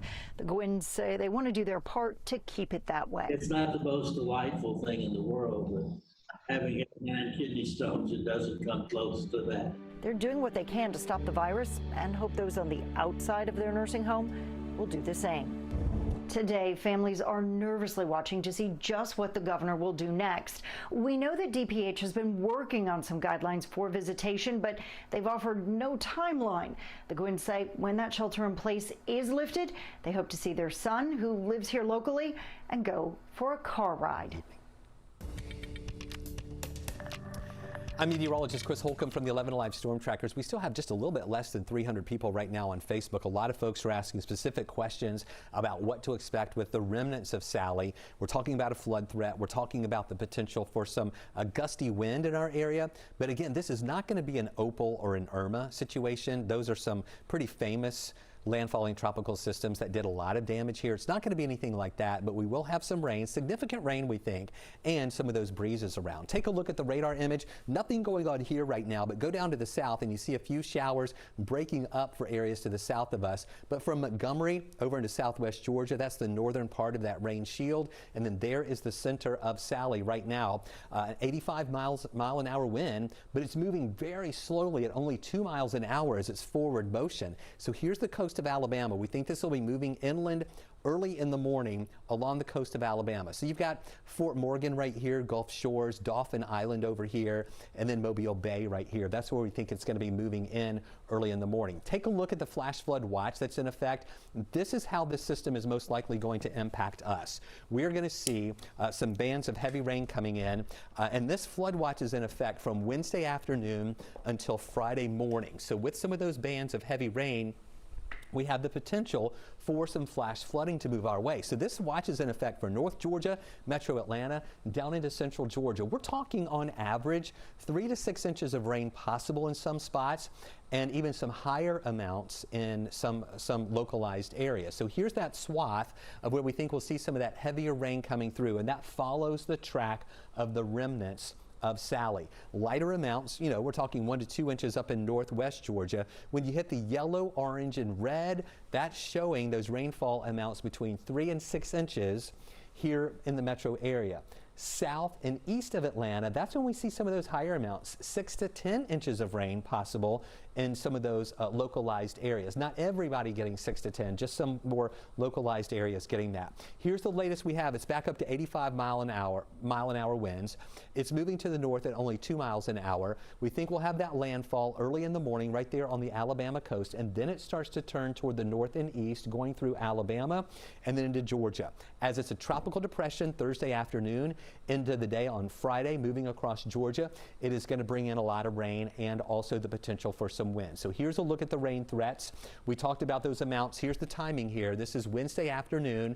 You can see that heavier rain coming in on Thursday from the south and west into these areas south and west of Atlanta. Here over Atlanta, pockets of heavy rain throughout the afternoon and into the early evening. And then early on Friday morning, that heavier rain is mainly over to the east of us and pushing over into Carolinas, and a couple lingering showers on Friday, but for the most part, the heaviest rain is going to be out of here. We're just going to have to be dealing with any water left behind. On Saturday, clouds are going to be stubborn to break up, but I really think that they'll really break up more on Sunday with more sunshine coming in, and we'll have a hint of fall here in our area as we go through the weekend and beginning of next week too. So the hurricane force winds along the Gulf Coast region as it moves inland, but as the center of the storm gets closer to us, the blues and yellows indicate winds 10 to 20 miles an hour with some higher gusts at times. There's a little bit of red showing up there in Atlanta at evening hours on Thursday, indicating some of those wind gusts may be close to 30 miles an hour. Not sustained winds, just some of those gusts, and then things start dying out on Friday with the wind really settling down, and our weather will be improving later Friday and into the weekend. So here's the 7-day outlook. 70% chance for showers as we go through the day here on Wednesday, and the rain chance will be a little bit higher once we get into the latter part of the day on Wednesday. Then on Thursday, 100% chance for rain, only a 3 on the wasometer, 5 on Friday as the rain chance comes down later, and then decreasing clouds Saturday, Sunday, Monday, and Tuesday, mostly sunny with lows in the 50s and nice comfortable temperatures, highs in the 70s in the afternoon. Stay with us. More Prime Time is coming up. Some things become more clear. The things we take for granted, the people we depend on daily. Here at 11 Alive, we'd like to say thank you. First responders, medical staff, sanitation workers, truck drivers, postal workers, and every brave Georgian doing their part to make a difference. We see you, we hear you, and we appreciate all that you do. Let's start with a viral message going around. Quote, vast majority of people who died had ibuprofen Advil in their system. This message is fake. We just bought 20 dust masks for $97. Are you doing this to help people, or are you doing this to make money, or both? Both. Take this email sent to the Verify team. Is it safe to have your house cleaned by outside workers? The best practice is to limit guests to emergencies only.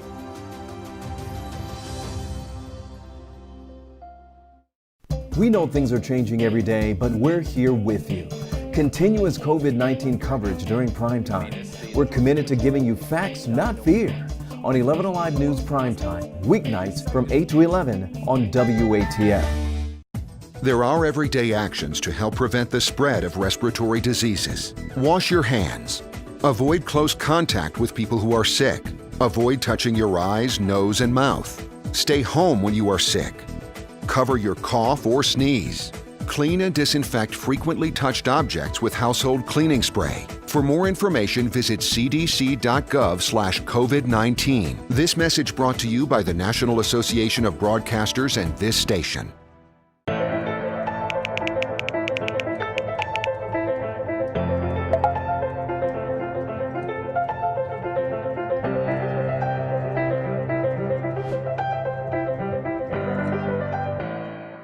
Today at noon on 11 Alive. We are seeing that lack of smell or altered taste can be a symptom. We answer your coronavirus-related medical questions. Because 11 Alive is where Atlanta speaks.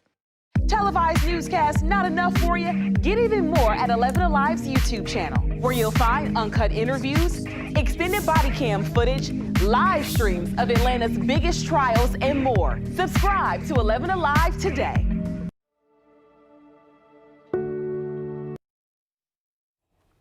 A wave of Atlanta police officers continue to resign, with a new report showing almost 30 leaving over the last month. Hope Ford spoke with the police union, which blames the resignations on low morale. Reports from the Atlanta Police Department show nearly 30 officers resigned in August. An additional 11 retired and 3 recruits were dismissed for undisclosed reasons. This is the second time APD reported multiple resignations in a short period of time since the beginning of summer. Sergeant Jason Segura, president of the International Brotherhood of Police Officers, said many officers are leaving for nearby sheriff and police departments. We're losing some of our best, some of our absolute best, most knowledgeable, most well-respected. They've just gotten to a point where they can't do it anymore. Segura says this all stems from the termination of 8 officers over the summer. Segura called out Atlanta Mayor Keisha Lance Bottoms, saying the officers were fired without due process and proper investigation into the use of force. The interim police chief acknowledged the resignation, saying it's similar to what's happening on a national level. But Segura says he's worried this will leave the department understaffed.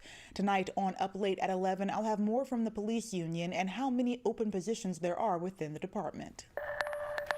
People in one Metro Atlanta neighborhood say trash pileups are putting their kids in danger, forcing them to walk in busy roads.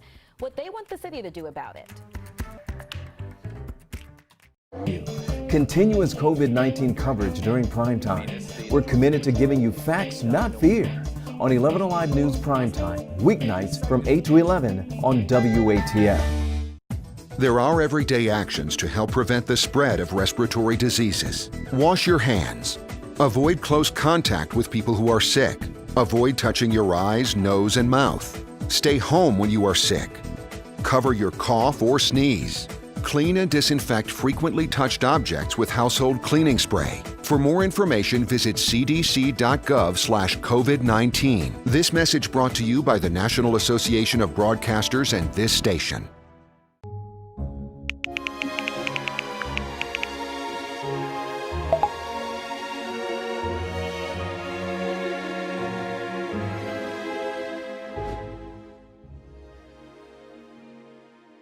Today at noon on 11 Alive. We are seeing that lack of smell or altered taste can be a symptom. We answer your coronavirus-related medical questions. Because 11 Alive is where Atlanta speaks. Televised newscasts not enough for you? Get even more at 11 Alive's YouTube channel, where you'll find uncut interviews, extended body cam footage, live streams of Atlanta's biggest trials, and more. Subscribe to 11 Alive today.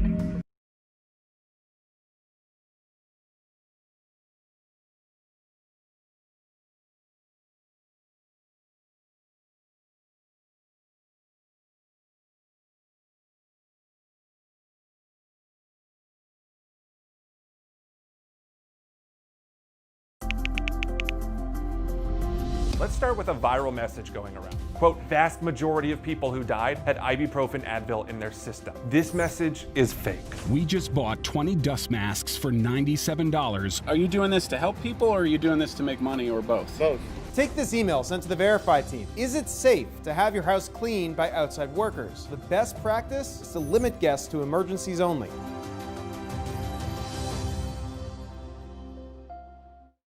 We know things are changing every day, but we're here with you. Continuous COVID-19 coverage during prime time. We're committed to giving you facts, not fear. on 11 Alive News Primetime, weeknights from 8 to 11 on WATF. There are everyday actions to help prevent the spread of respiratory diseases. Wash your hands. Avoid close contact with people who are sick.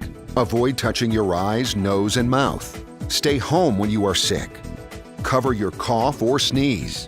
Clean and disinfect frequently touched objects with household cleaning spray. For more information, visit cdc.gov/COVID-19. This message brought to you by the National Association of Broadcasters and this state. A fight over garbage in a Southwest Atlanta neighborhood has turned dangerous for children who live there. That's according to some community activists. They told our Caitlin Ross the trash and overgrowth is forcing kids to walk on busy streets. Well, tonight, families want the city to step in and help. The brush, the sidewalks, the trash, the pandemic, it was just getting too much for us. Grace Hamlin says her neighborhood in Southwest Atlanta is overrun with trash. This summer, she showed 11 Alive garbage littering the sidewalks and broken down street signs. She says not much has changed. In a time when you're not feeling very good about yourself and you're losing everything, that why do our services have to be neglected also? She says she's tried to get help from the city time and time again because the garbage on the sidewalk is creating a dangerous situation for the neighborhood kids. And now I have kids walking on the highway to get to the corner store to eat at the McDonald's and Wendy's off Metropolitan Road. Councilmember Joyce Shepard says she's aware of the complaints and was horrified when she saw the condition of some of the streets off Langston Drive. I just saw a lot of stuff on that whole street. So I had code enforcement to go out there and write everything up on the street from one end to the other. Cut the right of way, take the trash out, do a lot of things like that. I did all of that within the last month. Councilmember Shepard thinks the majority of the garbage comes from people who live outside the area and use the neighborhood as a dumping ground. She says Public Works was just in that area cleaning up last Friday, but today it looks like this. On Langston Avenue, I could go pick up trash this morning. If you went back tomorrow, you would say, when did y'all do a cleanup? Because the trash is back out there. Grace thinks there needs to be a more permanent solution to keeping the community clean. What is happening in our community is really reflective of what's happening in our country. And right now, we don't feel like anybody cares about what's happening in our communities. Councilmember Shepard says she has several long-term projects in the works, including a twice-weekly cleanup and a new police precinct in the area scheduled to open in October. Chief Meteorologist Chris Holcomb continues to track Hurricane Sally. And Chris, what is the very latest at this moment? Well, the storm has increased a little bit in intensity. It's gone from 80 to 85 mile an hour winds as it's moving very slowly still at only 2 miles an hour. It's still off the coast and it's nearing the Alabama coastline, but we don't think it's going to make landfall until tomorrow morning, most likely right here in these areas near maybe Dauphin Island, Fort Morgan, into Gulf Shores, the Mobile Bay, as it just drifts to the north very slowly at about 2 miles an hour. On the eastern side of the center of the storm, much of the Florida Panhandle has just been getting pelted by these bands of heavy rain and storms. In fact, just a little while ago, we had a tornado warning here just along near Panama City and to the west of Panama City. That expired at the bottom of the hour, so that's no longer in effect. But often we get in some of these bands and association rotating around the center of the storm, that's where we can get some of that rotating thunderstorm activity there and can cause some tornado warning. So plenty of rain moving in there. The remnants will come into Georgia, we think late Wednesday, mainly Thursday into Friday, and that is going to really increase our rain chance. And we're talking about some significant amounts. On average, 3 to 6 inches of rain here in metro Atlanta and parts of North Georgia, and there will be some locally higher amounts in some areas as well. So here's the track of what we're watching. There's that wind speed. It's up from 80 miles an hour now to 85 mile an hour winds, moving north at 2 miles an hour. It's that slow movement will still at 2 in the morning not have it making landfall. We think it'll be making landfall early in the morning while Chesley is here with you. And then when it moves inland, it goes down to a tropical storm, moves through Alabama and then through Georgia. This is the time frame from Thursday into early Friday and then late Friday moving through Georgia into South Carolina. Thursday into Friday is when we're going to see our heaviest rain with some of those significant rain totals possible here. As we mentioned, 3 to 6 inches of rain possible on average in metro Atlanta, but some locally higher amounts. Winds 10 to 20 miles an hour, but at times we'll have some higher gusts that could get up to around 30 miles an hour. The storm risk is on the lower end. We really think that the tornado risk will be south of us, mainly down into central Georgia and also into South Georgia. Stay with us. I'm going to break down that storm risk and show you those areas that have the better chance for those stronger storms. We'll look at the winds and also some of those specific rain totals in just a few minutes. Well, we have that storm coming on the east side of the country, but on the west side, the Bobcat fire in Southern California has grown to more than 38,000 acres, and nearly 900 firefighters are battling it. The U.S. Forest Service doesn't expect to have full containment until the end of October. The fire began last week, and officials are trying to find out what caused it. Senator Kamala Harris left the VP campaign trail to tour the fire damage in Northern California today, and she met with Governor Gavin Newsom near Fresno. Both said nearly 3 million acres burned in the last 30 days, and they pointed to climate change. This is not a partisan issue. This is not, this ideology should not kick in. It's just a fact. This is just a fact. And we have to do better as a country. Harris also met with Red Cross volunteers and first responders. President Trump is celebrating an historic Middle East diplomatic agreement that he helped broker before heading to the battleground Pennsylvania state tonight, while his rival Joe Biden is in the must-win state of Florida. Alice Barr is in Washington with the latest. The presidential candidates are traveling to each other's home turf today, with President Trump visiting Pennsylvania and Democrat Joe Biden in Florida, where a new Monmouth University poll shows Biden leading the race by 5 points in that critical swing state. This afternoon, Biden meeting with veterans in Tampa and calling President Trump unfit to be commander-in-chief. Nowhere are his faults more glaring and more offensive, to me at least, than when it comes to his denigration of our service members. Biden also reaching out to Hispanic voters tonight. It's about being willing to step up and provide for opportunities for people. President Trump focused on the signing of an historic diplomatic agreement he helped broker, normalizing relations between Israel and two Arab countries, the United Arab Emirates and Bahrain. It's a very important day for peace. The agreement could shift the balance of power in the Middle East, but it does not address the entrenched conflict between Israelis and Palestinians. President Trump then heading to Philadelphia for an ABC News town hall, taking questions from undecided voters, like this student who asked about the president's admission to journalist Bob Woodward that he played down coronavirus dangers to prevent panic. I didn't downplay it. I actually, in many ways, I upplayed it in terms of action. My action was very strong. Yeah, because what I did was with China, I put a ban on. With Europe, I put a ban on. Tough questions from critical voters with less than 50 days to go until the election. The late Black Panther star Chadwick Boseman laid to rest, and we have details from his private service coming up next. Continuous COVID-19 coverage during prime time. We're committed to giving you facts, not fear. On 11 Alive News Primetime, weeknights from 8 to 11 on WATF. There are everyday actions to help prevent the spread of respiratory diseases. Wash your hands. Avoid close contact with people who are sick. Avoid touching your eyes, nose, and mouth. Stay home when you are sick. Cover your cough or sneeze. Clean and disinfect frequently touched objects with household cleaning spray. For more information, visit cdc.gov/COVID-19. This message brought to you by the National Association of Broadcasters and this station.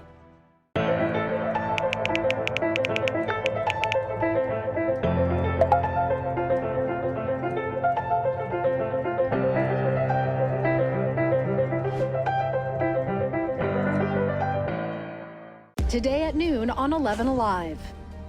We are seeing that lack of smell or altered taste can be a symptom.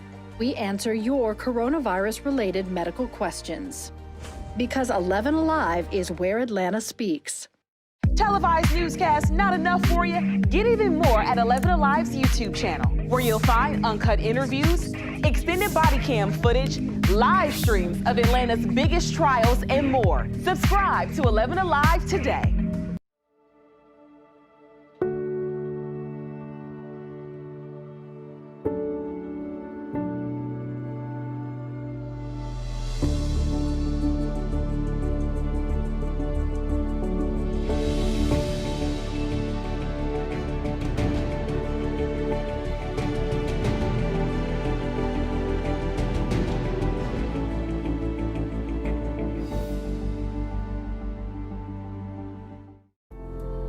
In times of great uncertainty, some things become more clear.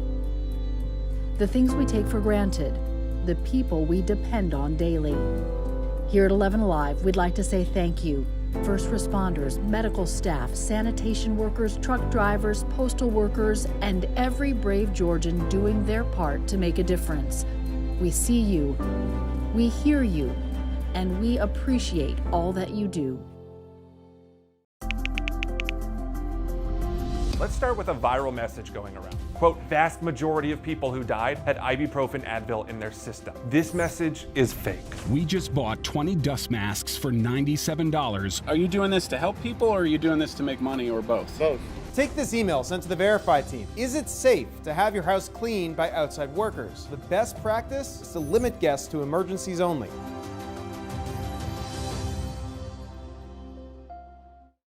We know things are changing every day, but we're here with you. Continuous. Well, we know parenting is tough, and you add a global pandemic into the mix, and it just ramps up the stress level. 11 Alive is, of course, where Atlanta speaks, so we wanted to see how you're doing out there. We talked to a dozen Metro Atlanta parents asking how they're handling parenting during the pandemic. You know, I have. Oh, okay. Sorry. Hey, you two. Can you give me a minute? I'll see you guys in a minute. This way. Okay, love you.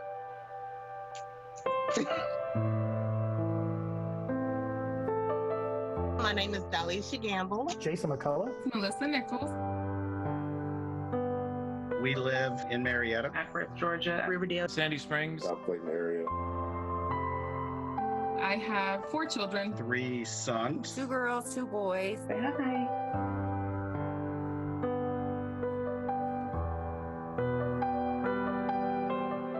Well, it's been new.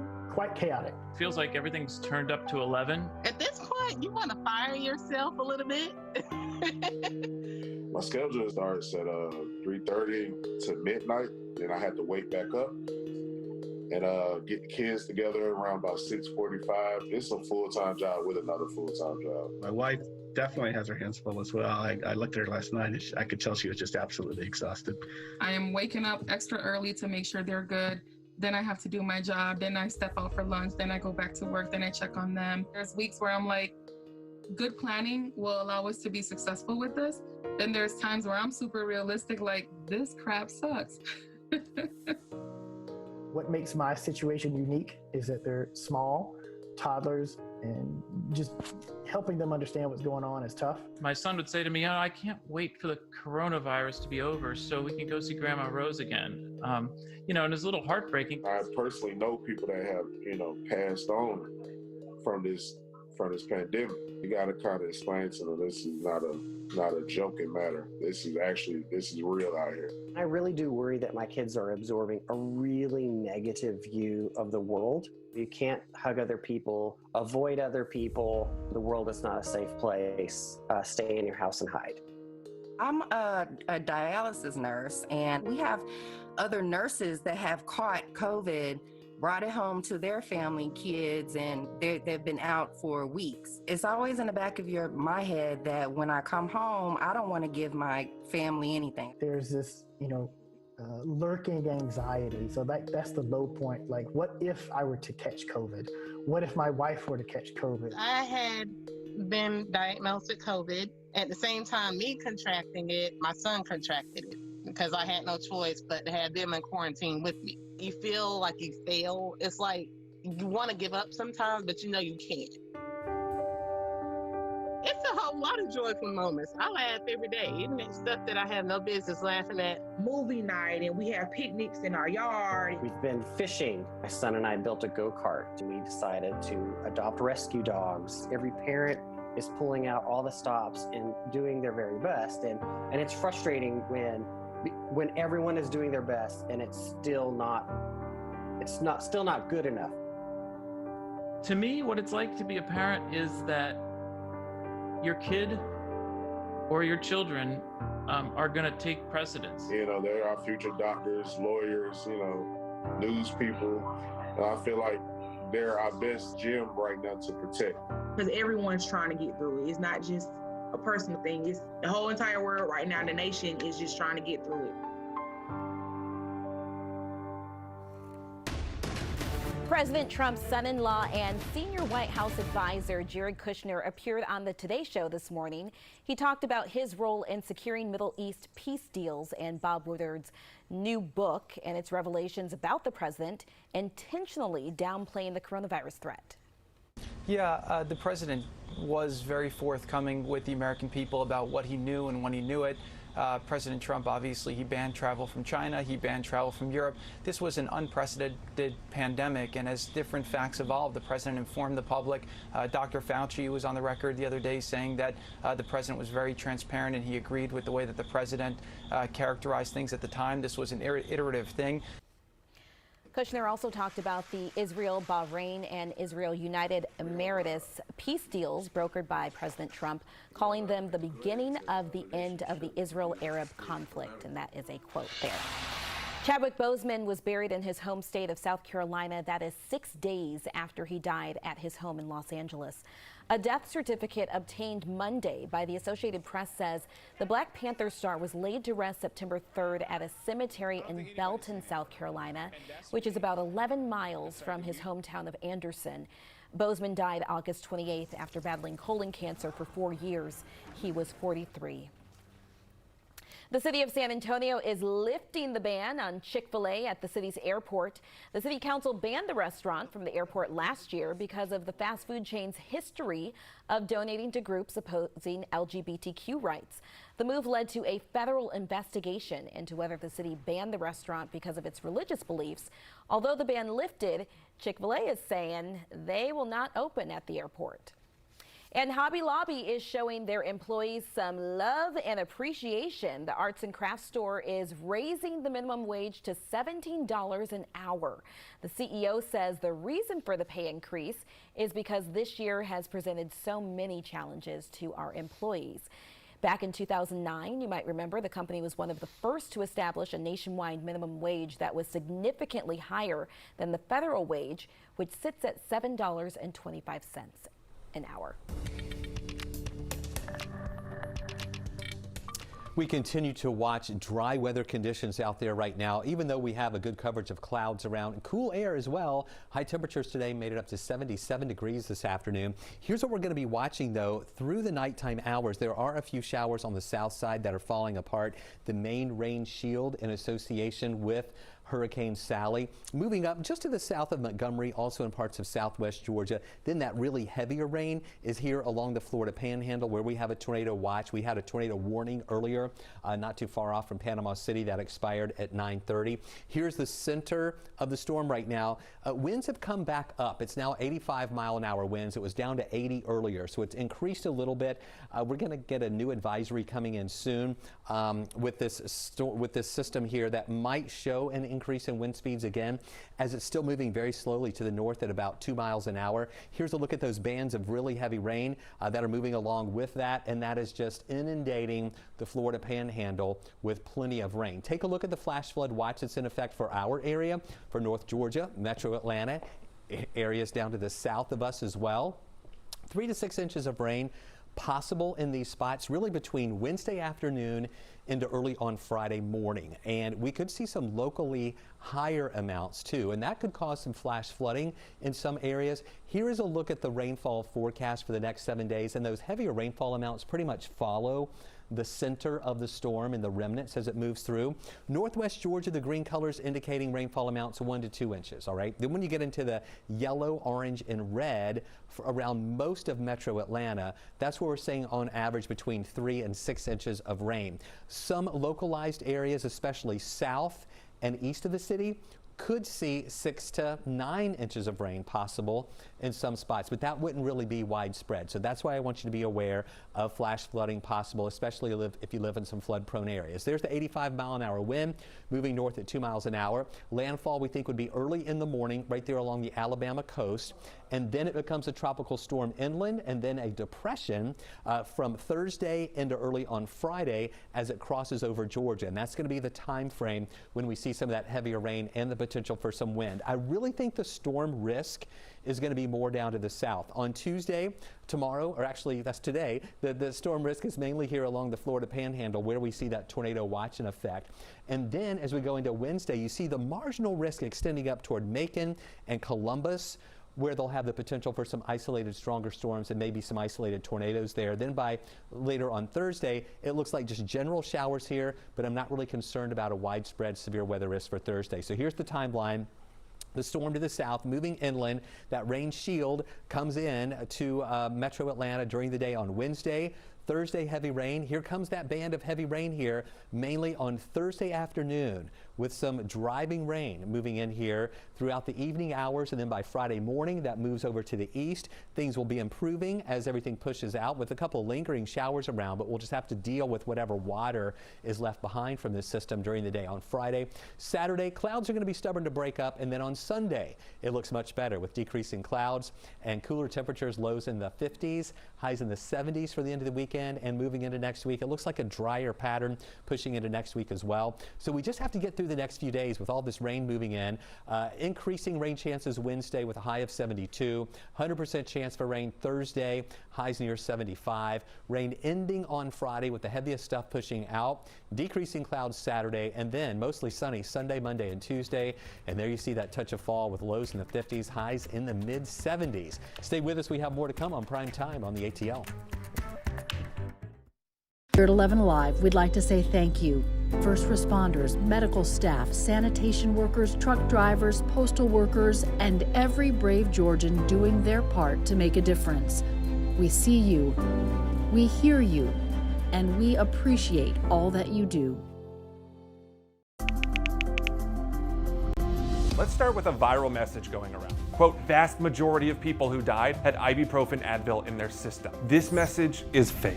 We just bought 20 dust masks for $97. Are you doing this to help people or are you doing this to make money or both? Both.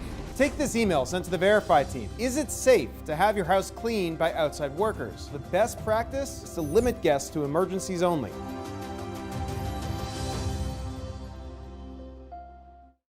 We know things are changing every day, but we're here with you. Continuous COVID-19 coverage during prime time. We're committed to giving you facts, not fear. On 11 Alive News Prime Time, weeknights from 8 to 11 on WATF. There are everyday actions to help prevent the spread of respiratory diseases. Wash your hands. Avoid close contact with people who are sick. Avoid touching your eyes, nose, and mouth. Stay home when you are sick. Cover your cough or sneeze. Clean and disinfect frequently touched objects with household cleaning spray. For more information, visit cdc.gov/COVID-19. This message brought to you by the National Association of Broadcasters and this station.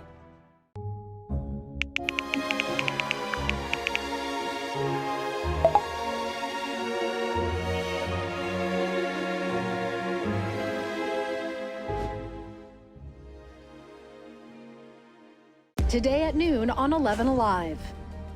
We are seeing that lack of smell or altered taste can be a symptom. We answer your coronavirus-related medical questions. Because 11 Alive is where Atlanta speaks.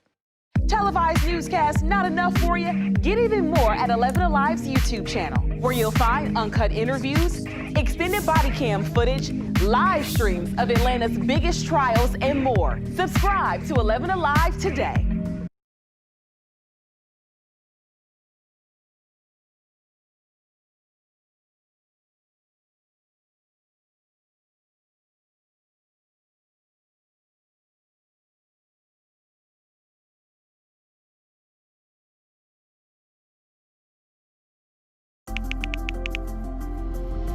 Let's start with a viral message going around. Quote, vast majority of people who died had ibuprofen Advil in their system. This message is fake. We just bought 20 dust masks for $97. Are you doing this to help people or are you doing this to make money or both? Both.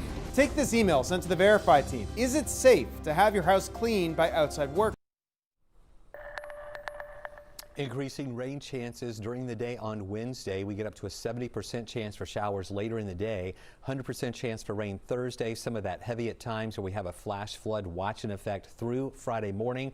Rain early on Friday and then decreasing in intensity as it exits our area later in the day on Friday. Clouds will be breaking up on Saturday and then more sunshine Sunday, Monday, and Tuesday with a touch of fall. Lows in the 50s, highs in the 70s with drier weather moving into next week. Well, we have more news and more on the track of the storm coming up in the next hour. Clean and disinfect frequently touched objects with household cleaning spray. For more information, visit cdc.gov/COVID-19. This message brought to you by the National Association of Broadcasters and this station.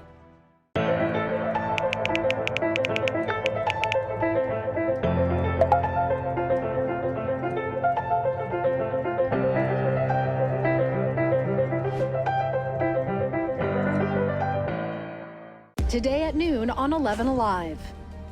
We are seeing that lack of smell or altered taste can be a symptom. We answer your coronavirus-related medical questions. Because 11 Alive is where Atlanta speaks. Televised newscasts not enough for you? Get even more at 11 Alive's YouTube channel, where you'll find uncut interviews, extended body cam footage, live streams of Atlanta's biggest trials, and more. Subscribe to 11 Alive today.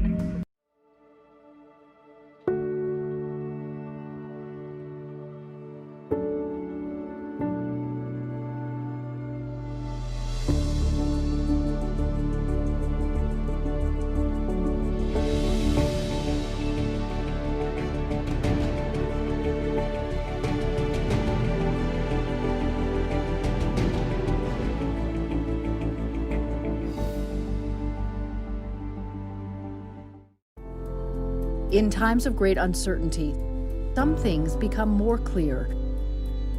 The things we take for granted, the people we depend on daily. Here at 11 Alive, we'd like to say thank you. First responders, medical staff, sanitation workers, truck drivers, postal workers, and every brave Georgian doing their part to make a difference. We see you, we hear you, and we appreciate all that you do. Let's start with a viral message going around. Quote, vast majority of people who died had ibuprofen Advil in their system. This message is fake. We just bought 20 dust masks for $97. Are you doing this to help people or are you doing this to make money or both? Both. Take this email sent to the Verify team. Is it safe to have your house cleaned by outside workers? The best practice is to limit guests to emergencies only.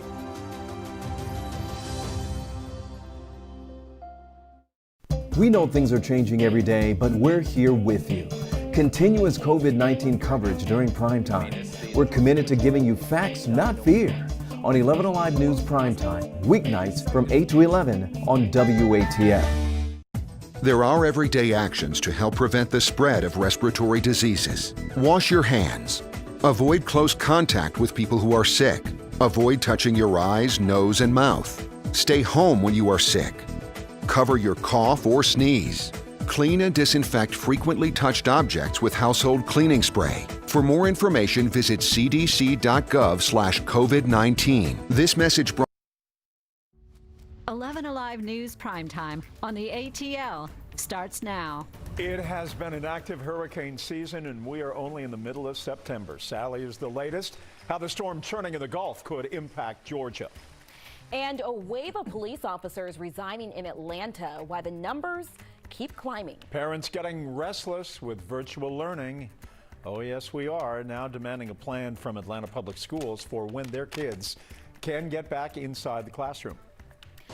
But first tonight, Hurricane Sally moving toward the Gulf Coast. The Category 1 storm is powerful and slow, which means it's going to drop a lot of rain over the next 2 days. Chief Meteorologist Chris Holcomb is in the Storm Tracker Center for us. Chris, the timeline on all of this, and when you talk about hurricanes, water is the greatest fear anyway, because most people die in hurricanes the result of drowning. And that's where we're the big threat here tonight, because this is such a slow mover. It is dumping a lot of rain on the coast of Alabama and the Florida coastline as well. It is causing some coastal flooding, beach erosion, rough surf there as well. The winds have come up a little bit on the storm. Now maximum sustained winds are at 85 miles an hour. It was at 80 a little bit earlier, so it's come up a little bit. And it does look like we're seeing a little bit better organization here of that eye and around the eye some of those more intense storms. We're getting reports here around Dauphin Island of winds increasing and the heavier rain coming into, but look at these storms extending there along the Florida Panhandle. We had a tornado warning around Panama City just a little bit earlier. Here's the center of that storm. All right, so here's Mobile Bay right here. We have Dauphin Island, Fort Morgan, Gulf Shores here, Orange Beach over toward Pensacola, Perdido Key over here. This is going to continue moving up toward the north with all that heavy rain and that storm risk possible. Here's a look at the track. Moving inland, we think early in the morning, and then as it goes through Alabama, it loses some strength, but still a depression moving into West Georgia through central Georgia during the early morning hours on Friday. This is the time frame we have to watch this very closely, as we're going to see bands of heavy rain moving our way. The main impact for us is going to be areas of some very heavy rain with a flash flood watch in effect, 3 to 6 inches of rain, and some higher amounts in some localized areas. We're going to break down some of those rain total projections as well as the threat for some wind here. More on that in just a few minutes. All right, Chris, thank you. Well, the 11 Live storm trackers, along with Chief Meteorologist Chris Holcomb, will continue to track Sally and the impact right here in Georgia. To stay ahead of the storm you can stay ahead of the storm by downloading our 11 Alive app to get weather alerts sent right to your phone. Well, tonight, activists are targeting the man at the top, Clayton County Sheriff Victor Hill, and they are trying to hold Sheriff Hill responsible for the 2 deputies who forcefully arrested Roderick Walker on Friday. Sheriff Hill later fired one of the deputies for using excessive force during the arrest that we have seen the video of. But activists say that simply is not enough. John Sherrick joins us live in Clayton County, where the commissioners heard the complaints tonight. John? The leader of the activist organization is asking the commissioners to defund the sheriff's office here in Clayton County and to exert public pressure on the sheriff to resign. They let this man run amok. About 36 people rallied outside the Clayton County Commission after a public hearing inside. People who live in the community and activists angry over the violent arrest this past Friday of 26-year-old Roderick Walker, who was a passenger in a car sheriff's deputies stopped. 2 deputies involved in the arrest. Sheriff Victor Hill is not saying why they arrested Walker, but Hill did fire one of the deputies, the one seen beating Walker, and the DA is investigating possible criminal charges against that deputy. The sheriff has not released the names of the deputies. Either you are with him or you are with us. At the County Commission's public hearing, activist Devin Barrington Ward with Movement for Black Lives Atlanta called on the commissioners to defund the sheriff's office and called on elected officials to pressure Sheriff Hill to resign. The devil is busy in Clayton County abusing black and brown residents. And you all as the commissioners are busy doing nothing but co-signing his war on Clayton County residents. Commission Chair Jeff Turner told me that by law, the commission cannot defund the sheriff's office. We asked Sheriff Hill for comment, but his office has not responded. This is not just a Clayton County issue. Georgia has a police brutality issue, and the only way to deal with that is through the defunding of police and the reimagining of public safety, putting public safety back into the hands of the community and not in the hands of bureaucrats. Roderick Walker was transferred to the Fulton County Jail to face charges in that county. His attorney says Walker sustained serious injuries during his arrest here in Clayton County and needs immediate medical attention. So he is seeking an emergency order to get Walker released on bond in the next day or 2. Very interesting story, John. Thank you. The Atlanta Police Department in the spotlight tonight after dozens of officers have quit within the last month. The interim police chief says the recent resignations are in line with what is happening across America. Our Hope Ford joins us live in Atlanta with some of the reasons that could be behind that trend. Yeah, the president of the local police union says some of them are just leaving law enforcement altogether, but a majority of them are joining other departments for more support. A report from APD shows nearly 30 officers resigned in August. An additional 11 retired and 3 recruits were dismissed for undisclosed reasons. The majority of it is just a lack of support. Jason Segura is the president of the local chapter of the International Brotherhood of Police Union. He says morale tanked after 8 officers were fired over the summer. 6 involved in the now viral arrest of 2 Atlanta college students and 2 police officers connected to the death of Rayshard Brooks. The police union and attorneys for the officers have repeatedly said all 8 were fired and subsequently charged too quickly because of the political climate stemming from police brutality and social injustice. No officer wants special treatment. They just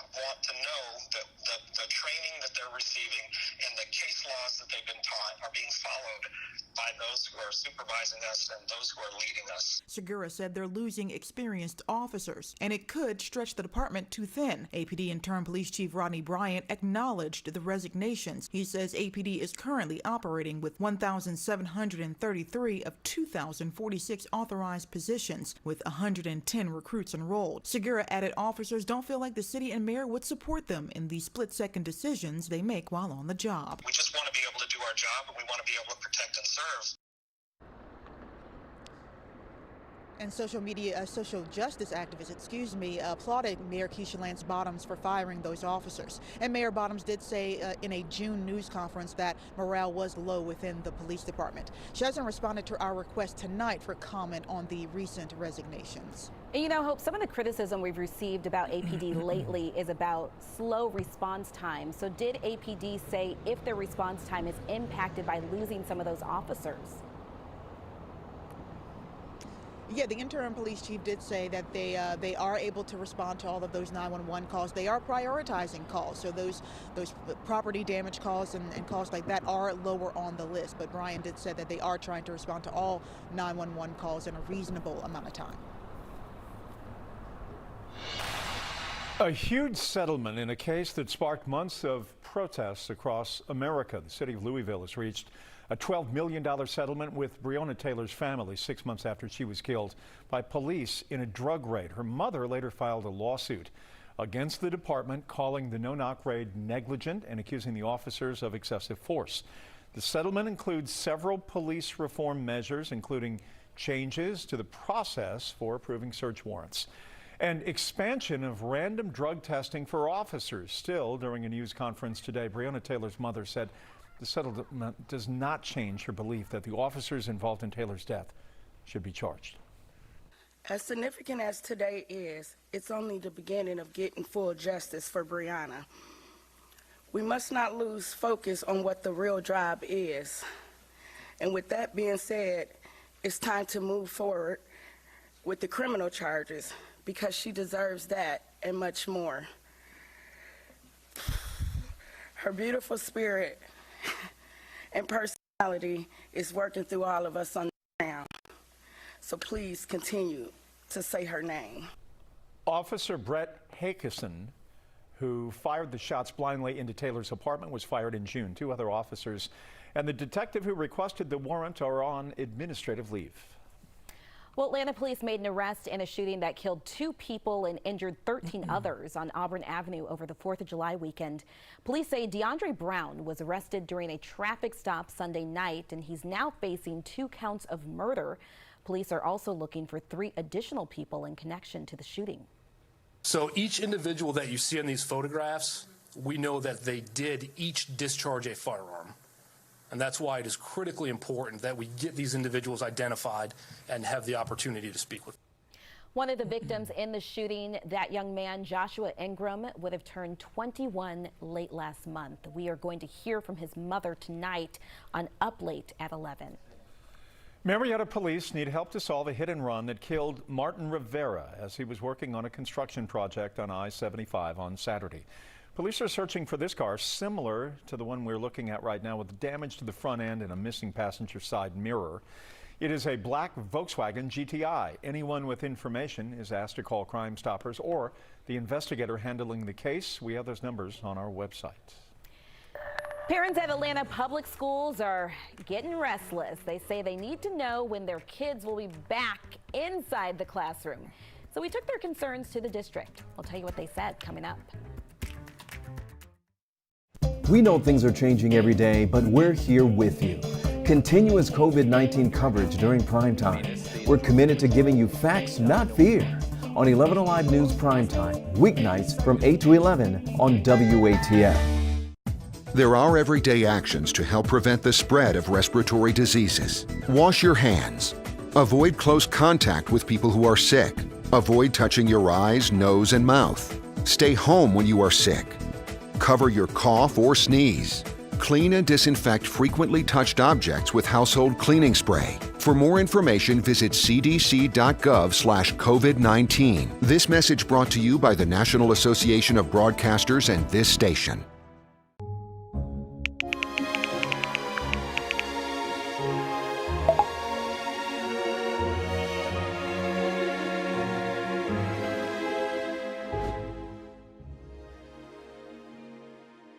Today at noon on 11 Alive. We are seeing that lack of smell or altered taste can be a symptom. We answer your coronavirus-related medical questions. Because 11 Alive is where Atlanta speaks. Televised newscasts not enough for you? Get even more at 11 Alive's YouTube channel, where you'll find uncut interviews, extended body cam footage, live streams of Atlanta's biggest trials, and more. Subscribe to 11 Alive today.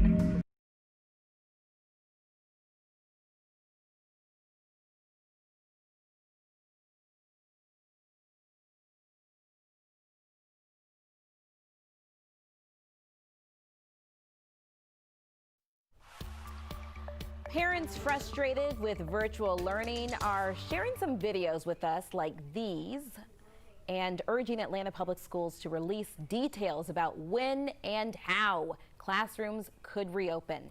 Tracy Amick-Pierce spoke to the superintendent about those parents' concerns and what comes next. They are in their rooms, glued to a computer like this. They do not come out. Molly Sipp says virtual learning for her family is not working, with her 4 kids online all day. They all have breaks at different times. They all eat lunch at different times. They start at different times. Sipp is also a member of the Facebook group, Let Atlanta Parents Choose. It formed last week and already has nearly 700 members, many also frustrated with virtual learning. We've heard nothing about APS as far as where we're headed and what the future holds for the children. The group also started a petition with more than 1,800 signatures so far. APS Superintendent Dr. Lisa Herring says the school district is paying attention. They've asked very explicitly about pre-K and special education. That's been on our radar. They've asked for choice, or at least the understanding of knowing when we'll be able to come back to school and are we preparing. The answer is yes. Sipp says parents are looking for specifics. How are the kids going to have lunch? Are there going to be partitions? Do we wear masks? What about the bus? I don't want by any stretch for there to be a sense of we've not been in communication, nor have we listened to families. I've been overwhelmed with the amount of response we've received, numbers in the tens of thousands. But when it comes to an actual plan, these parents say they'll have to see it to believe it. If I had one thing to say, it would be to prove us wrong, Dr. Herring. Let us see the plan, put our minds at ease. Herring says APS parents won't have to wait until October 5th for new information. They will now release a draft version of their plan by next week. Now, by then, they will also release the date of the next survey. Keep in mind, any hybrid plan depends on COVID numbers going down. Well, there are several positive trends in the fight against COVID-19 today, but the virus continues to hit hard, particularly for people with chronic conditions. We have learned that a 12-year-old boy from Pierce County among the latest victims. We do know that he had health conditions. This is only the 6th time the virus has claimed the life of a child in Georgia. The state now reporting a total of 45 additional deaths today. We're making strides, we meaning the state, in bringing down case numbers. Those are the ones that are the bars in green, but the number of people that are being tested is also falling. Those are the orange lines, and that means that despite fewer cases, the positivity rate is inching up slightly. Over the past week, that average is now at 10%. The WHO, the World Health Organization, recommending positivity rates stay below 5% to help contain the virus. Some scientists say COVID may be one day become a seasonal virus similar to the flu. A group of Lebanese scientists say most viruses tend to be cyclical, changing with the seasons. Although COVID-19 doesn't have this pattern just yet, experts say it could change over time. It's not likely to happen till enough people have been exposed to the virus, vaccinated, or we reach a level of herd immunity. We keep track of the latest COVID-19 numbers and trends every single day. We tell them to you. We even break it down county by county, and you can find all of that information in the coronavirus special section on 11alive.com or on the app. All right, back with our chief meteorologist, Chris Holcomb. Chris, the cool temperatures were a delight. You know, sometimes you get so busy you forget what time of year it is. It's September 15th. We're supposed to have some of these cool days occasionally. Yeah, you know, when we get these little cool surges coming in here to give us a little taste of fall, and it's going to stay in the 70s for highs over the next few days, but that's going to be with clouds and some rain moving in. By the weekend, though, especially Sunday and Monday, it'll still be cool, but that's going to be with some sunshine, so it's going to be feeling pretty nice into the weekend. We're dry out there right now. Let me take you down to the south. You can see all the rain in association with Sally. Take a look at this on the bigger picture, and I want you to just see a few things. Number one, a tornado watch over on the east side of the eye of that storm, covering much of the Florida Panhandle. You can see the center of the storm right here, still about 70 miles south of the Mobile area, south of Pensacola, moving very slowly to the north at only 2 miles an hour. Now, we mentioned the severe weather threat. Take a look at this. This is right over here near Port St. Joe and not too far off from East Point there, the Apalachicola area, where we have a couple of tornado warnings, and that often happens with landfalling tropical systems. As these bands move in over land, they can get some rotating cells with that. We had one earlier, a tornado warning at Panama City. That expired about an hour ago. But here's the eye of the storm, and you can see that central dense overcast right here and those squalls of really heavy rain north and really kind of northwest of the eye and over here on the east side as well. Here's Pensacola.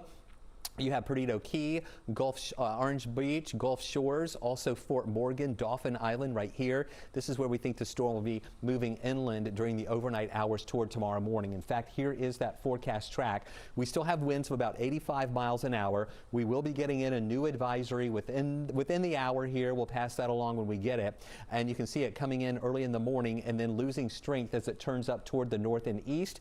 That's when it crosses over Georgia from Thursday into early on Friday. And that's when we're going to see the bands of heavy rain that'll be moving our way, and that's what is prompting a flash flood watch for North Georgia, Metro Atlanta, and areas down to the south. This goes into effect Wednesday afternoon, and it'll expire on Friday morning. We could see about 3 to 6 inches of rain on average here, some higher amounts in some areas, and that of course could cause some flash flooding. Now, you saw the track of that system moving through, and along that track is where we have the swath of the heaviest rain. Lighter amounts in North Georgia, 1 to 2 inches of rain there. When you get into the yellow, orange, and red, that's the 3 to 6 inches of rain that we expect on average here. And then some isolated areas south and east of the city could pick up 6 to 10 inches of rain in some spots, but that's not going to be that widespread. So watch the storm as it moves in, and you see all the heavy rain in association with it. Our rain chances increasing on Wednesday. Then on Thursday, this is in the morning, we're going to have rain around, but here comes that heavier rain lunchtime, after lunch into early evening, passing through. By Friday morning, still rain on the east side, moving into South Carolina, but those showers beginning to taper off, and we improve later in the day on Friday, and then getting a little better Saturday with drier conditions, but with the clouds moving out, we think, on Sunday with that touch of fall, Sunday into Monday, with lows in the 40s and highs in the 50s. Here's a look at those winds. Strongest winds down along the Gulf Coast as it moves inland, but look at the yellows and blues here. 10 to 20 mile an hour winds Thursday night, maybe even some spots up to 30 mile an hour winds, and then things calm down later in the day on Friday. 70% chance for rain on Wednesday, high of only 72, 100% chance for rain Thursday, high of 75 with windy conditions at times, 50% chance for rain early Friday, then it tapers off, decreasing clouds Saturday, and look at that, Sunday, Monday, and Tuesday, 11s on the wazometer, lows in the 50s, highs in the mid-70s with a lot of sunshine. Here's a look at your weather wow photo. This is from Jason Bonner in North Georgia. Really beautiful picture of the sunrise early this morning. A little bit of that fog there on the horizon with a great shot. Thanks, Jason, for that. We would love to see your weather wow picture as well. Jason's one of our 11 Alive community storm trackers. You can become one too on Facebook. Just search 11 Alive Storm Trackers. Ask to become a member of this closed group. We'll let you in. You can see what other folks are posting about weather in their neighborhood, and you can post your weather information and pictures and videos there too. Chris, thank you. If you decide to go back to school, you might as well go big, which is why this 81-year-old woman decided to enroll at Harvard. Her story is next.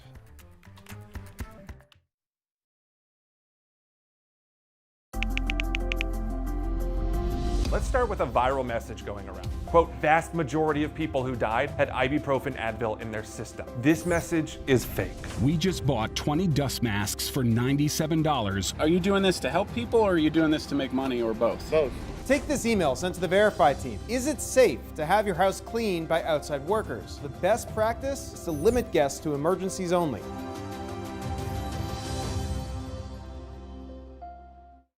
We know things are changing every day, but we're here with you. Continuous COVID-19 coverage during prime time. We're committed to giving you facts, not fear. On 11 Alive News Primetime, weeknights from 8 to 11 on WATF. There are everyday actions to help prevent the spread of respiratory diseases. Wash your hands. Avoid close contact with people who are sick. Avoid touching your eyes, nose, and mouth. Stay home when you are sick. Cover your cough or sneeze. Clean and disinfect frequently touched objects with household cleaning spray. For more information, visit cdc.gov/COVID-19. This message brought to you by the National Association of Broadcasters and this station.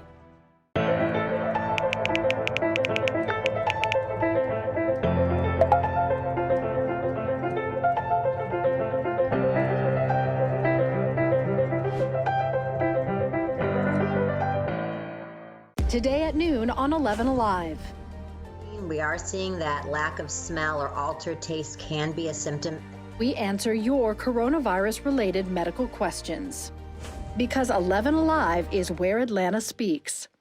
Televised newscasts not enough for you? Get even more at 11 Alive's YouTube channel, where you'll find uncut interviews, extended body cam footage, live streams of Atlanta's biggest trials, and more. Subscribe to 11 Alive today.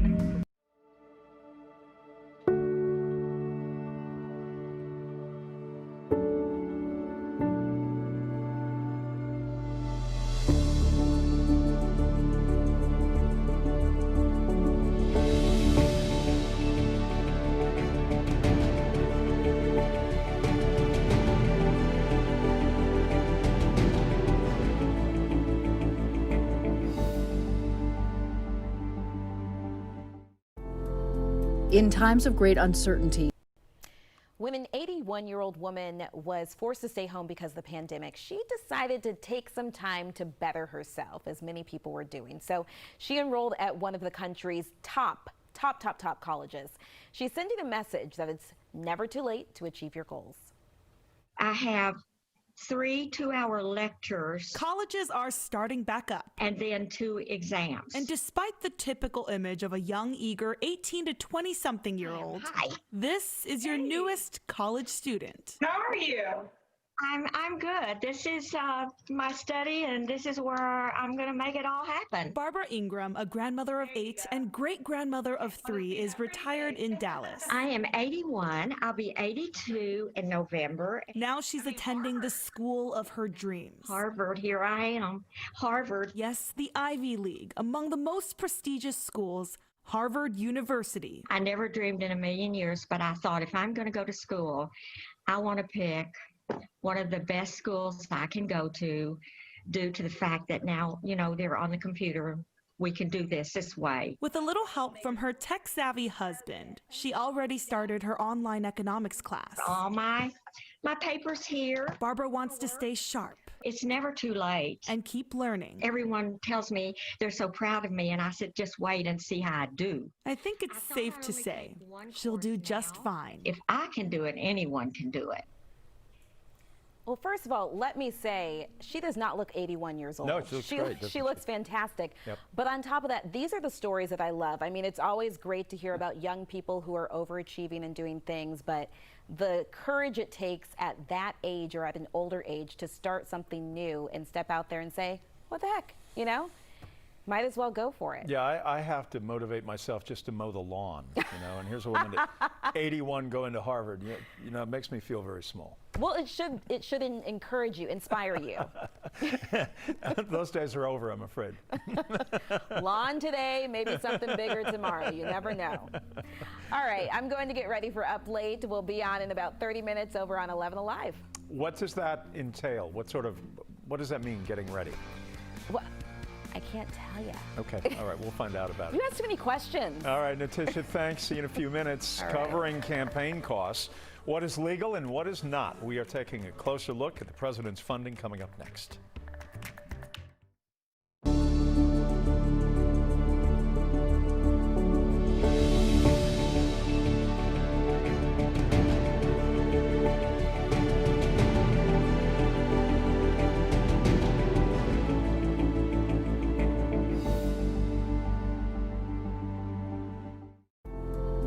In times of great uncertainty, some things become more clear.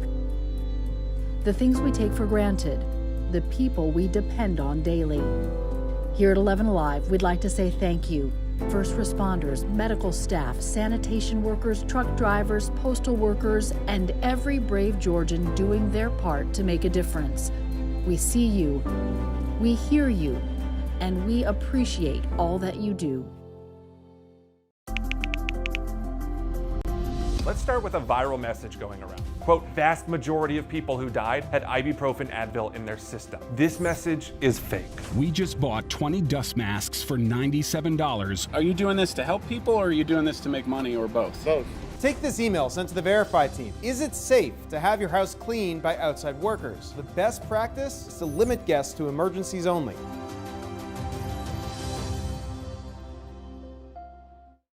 We know things are changing every day, but we're here with you.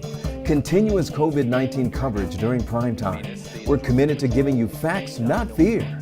On 11 Alive News Prime Time, weeknights from 8 to 11 on WATF. There are everyday actions to help prevent the spread of respiratory diseases. Wash your hands. Avoid close contact with people who are sick. Avoid touching your eyes, nose, and mouth. Stay home when you are sick. Cover your cough or sneeze.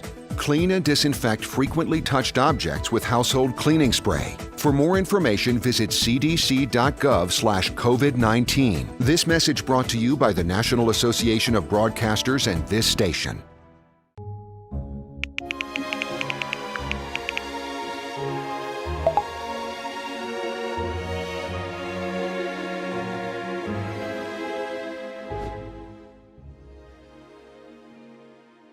Today at noon on 11 Alive.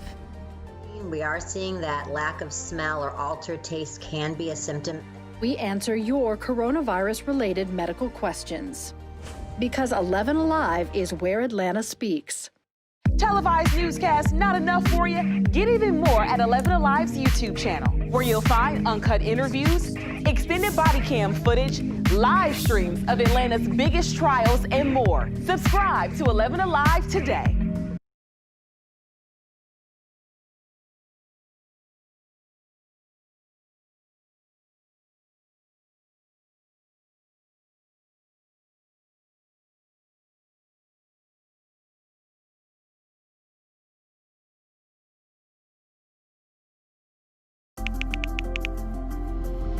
Let's start with a viral message going around. Quote, vast majority of people who died had ibuprofen Advil in their system. This message is fake. We just bought 20 dust masks for $97. Are you doing this to help people or are you doing this to make money or both? Both. Take this email sent to the Verify team. Is it safe to have your house cleaned by outside workers? The best practice is to limit guests to emergencies only.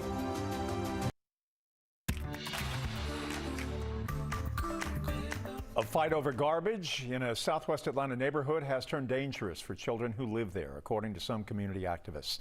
They told our Caitlin Ross the trash and overgrowth is forcing kids to walk on busy streets. Tonight, families want the city to step in and help.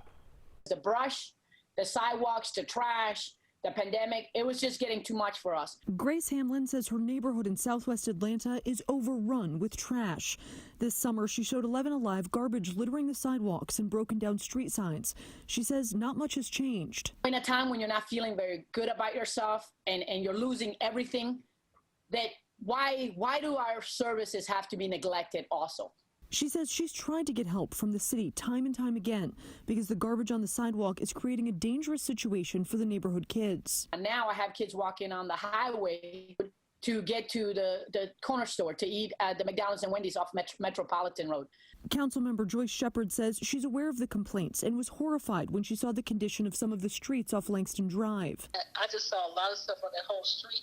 So I had code enforcement to go out there and write everything up on the street, from one end to the other. Cut the right of way, take the trash out, do a lot of things like that. I did all of that within the last month. Councilmember Shepard thinks the majority of the garbage comes from people who live outside the area and use the neighborhood as a dumping ground.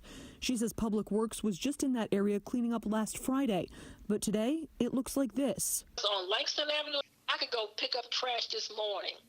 If you went back tomorrow, you would say, when did y'all do a cleanup? Because the trash is back out there. Grace thinks there needs to be a more permanent solution to keeping the community clean. What is happening in our community is really reflective of what's happening in our country And right now, we don't feel like anybody cares about what's happening in our communities. Councilmember Shepard says she has several long-term projects in the works, including a twice-weekly cleanup and a new police precinct in the area scheduled to open in October.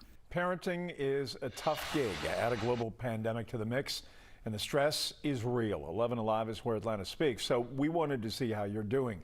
We talked to a dozen Metro Atlanta parents just talking about child rearing. It's choking me up tonight, as it always does. Anyway, here is how parents are handling the pandemic. Let's go. You know, I have. Oh, okay. Sorry. Hey, you two. Can you give me a minute? I'll see you guys in a minute. This way. Okay. Love you.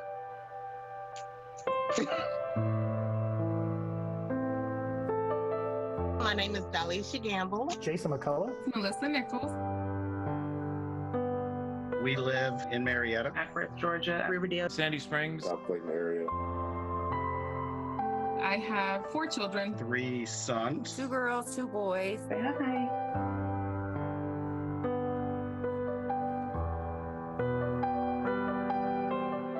Well, it's been new. Quite chaotic. Feels like everything's turned up to 11. At this point, you want to fire yourself a little bit? My schedule starts at 3:30 to midnight. Then I had to wake back up and get the kids together around about 6:45. It's a full-time job with another full-time job. My wife definitely has her hands full as well. I looked at her last night and I could tell she was just absolutely exhausted. I am waking up extra early to make sure they're good. Then I have to do my job. Then I step out for lunch. Then I go back to work. Then I check on them. There's weeks where I'm like, good planning will allow us to be successful with this. Then there's times where I'm super realistic, like, this crap sucks. What makes my situation unique is that they're small, toddlers, and just helping them understand what's going on is tough. My son would say to me, "Oh, I can't wait for the coronavirus to be over so we can go see Grandma Rose again." And it's a little heartbreaking. I personally know people that have, passed on from this pandemic. You got to kind of explain to them this is not a joking matter. This is real out here. I really do worry that my kids are absorbing a really negative view of the world. You can't hug other people, avoid other people. The world is not a safe place. Stay in your house and hide. I'm a dialysis nurse, and we have other nurses that have caught COVID, brought it home to their family, kids, and they've been out for weeks. It's always in the back of my head that when I come home, I don't want to give my family anything. There's this, lurking anxiety. So that's the low point. Like, what if I were to catch COVID?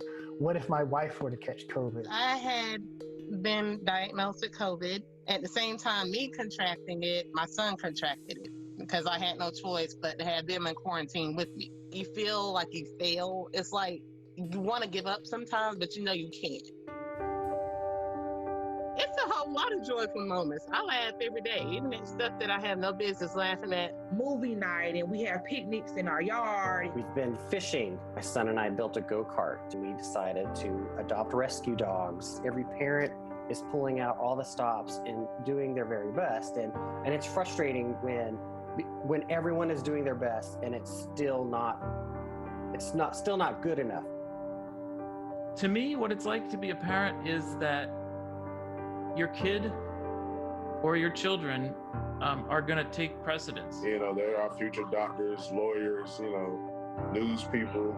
And I feel like they're our best gem right now to protect. Because everyone's trying to get through it. It's not just a personal thing. It's the whole entire world right now. The nation is just trying to get through it. Presidential campaigns will spend billions of dollars trying to win votes, but can President Trump legally dig into his own bank account to cover some of the cost? Let's verify. As we come down the final stretch of the 2020 campaign, there is a lot of information coming your way. The Verify team exists to find out what's real and what's fake this election. In August, President Trump fell behind by Joe Biden in fundraising by $150 million. And this is according to financial reports released from both campaigns. Trump has suggested he will spend his own money to make up the deficit. One of our viewers asked, is he allowed to do that? So let's verify. Can President Trump spend his personal money on the 2020 campaign? Our sources for this are the Federal Elections Commission and OpenSecrets.org, a political money watchdog group. We asked that question to the FEC and we got a quick response. Quote, federal candidates may contribute or loan unlimited personal funds to their federal campaign committee. And we found the same information in the Code of Federal Regulations, right here under Title 11, Part 100. So we can verify, yes, President Trump can spend any amount of his personal money on the election. Any candidate, for that matter, can do that. In case you forgot, in the primaries, a few Democratic candidates funded their campaigns almost completely with their own money in 2020. According to Open Secrets, hedge fund billionaire Tom Steyer spent $341 million of his own dollars on his campaign, and billionaire Mike Bloomberg spent $1 billion of his own money on his 2020 run. And we confirmed those numbers on the FEC's financial reporting page. So not only has it been done, but it was already done this year. And don't forget, Donald Trump funded most of his 2016 run himself with loans to his campaign. We're waiting for the latest advisory to come in on Hurricane Sally right now. Max winds at 85 miles an hour. It's less than 70 miles away from the Alabama coastline, moving northward very slowly. Stay with us. We'll let you know what type of impacts we'll see as the remnants move through Alabama and then through Georgia. Braves gave up 14 runs last night with Baltimore. Different story against the O's tonight. Another home run from Adam Duvall. Highlights from Charm City coming up next. Nights from 8 to 11 on WATF. There are everyday actions to help prevent the spread of respiratory diseases. Wash your hands. Avoid close contact with people who are sick. Avoid touching your eyes, nose, and mouth. Stay home when you are sick. Cover your cough or sneeze. Clean and disinfect frequently touched objects with household cleaning spray. For more information, visit cdc.gov/COVID-19. This message brought to you by the National Association of Broadcasters and this station.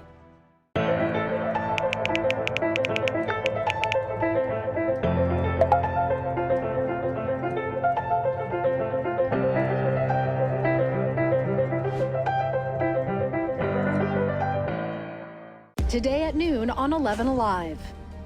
We are seeing that lack of smell or altered taste can be a symptom. We answer your coronavirus-related medical questions. Because 11 Alive is where Atlanta speaks. Televised newscasts not enough for you? Get even more at 11 Alive's YouTube channel, where you'll find uncut interviews, extended body cam footage, live streams of Atlanta's biggest trials, and more. Subscribe to 11 Alive today.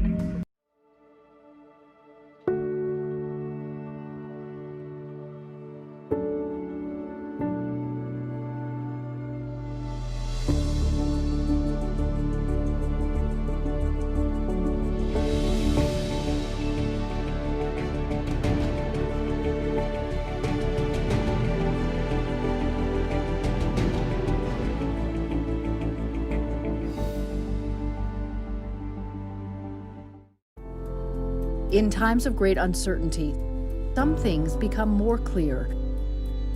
The things we take for granted, the people we depend on daily. Here at 11 Alive, we'd like to say thank you. First responders, medical staff, sanitation workers, truck drivers, postal workers, and every brave Georgian doing their part to make a difference.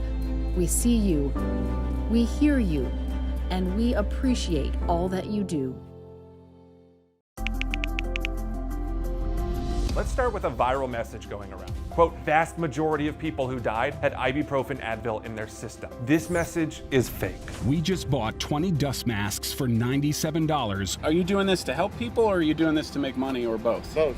Take this email sent to the Verify team. Is it safe to have your house cleaned by outside workers? The best practice is to limit guests to emergencies only.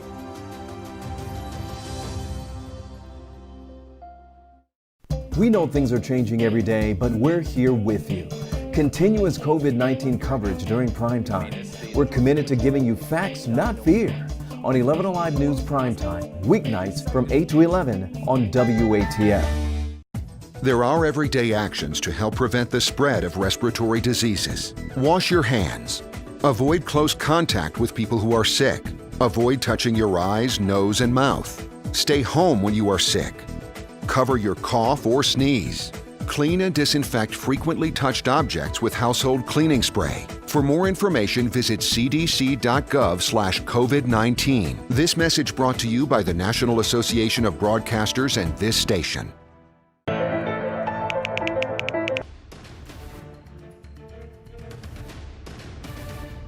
We have many obligations, but we only have one truly sacred obligation: to properly prepare and equip our troops when we send them into harm's way.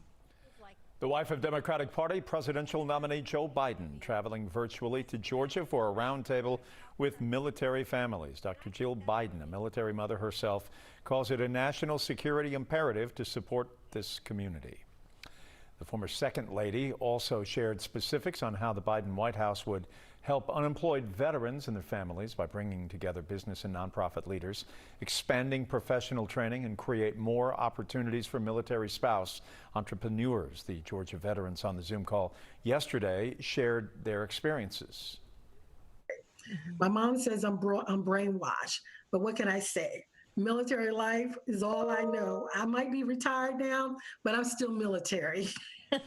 Afterwards, 11 Alive Sheba Russell spoke exclusively with Dr. Biden about missing the campaign trail in this age of the pandemic. And if voter enthusiasm in Georgia is a concern, a most recent poll conducted by Survey USA in early August before California Senator Kamala Harris was named the VP nominee showed President Trump and Joe Biden in a statistical dead heat in our state.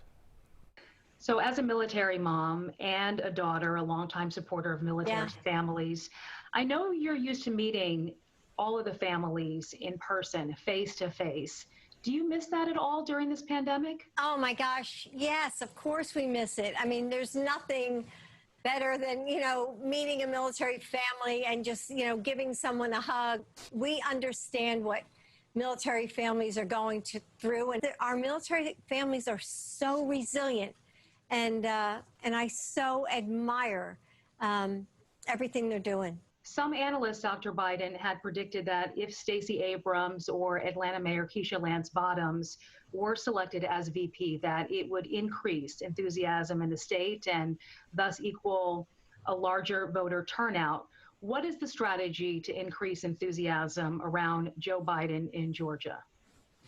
I think that voters are enthusiastic, and I think that voters are supporting Joe's choice for vice president in Kamala Harris. So together, I think they make they have great synergy. And with all of our voting issues in Georgia, last words for the voters in Georgia who are just antsy about running into more difficulties come Election Day. That's why I'm saying make a plan now. Make a plan with your friends, with your family, with your neighbors, and go, like I said, to iwillvote.com. And then, I'm hoping people will volunteer for our campaign, because we're not taking anything for granted. It only takes one vote to make a difference. The Trump campaign sent this statement on Biden's virtual visit saying, President Trump is protecting America and our allies by rebuilding our military and ensuring our veterans receive the care they deserve, securing $73.1 billion for the Department of Veterans Affairs, the highest funding for the VA in history. Joe Biden's failed record simply cannot compete. Forecasters warn that the slow track of Hurricane Sally could bring a major life-threatening storm surge and historic flooding. NBC's Jay Gray is in Mobile, where the storm is now just offshore.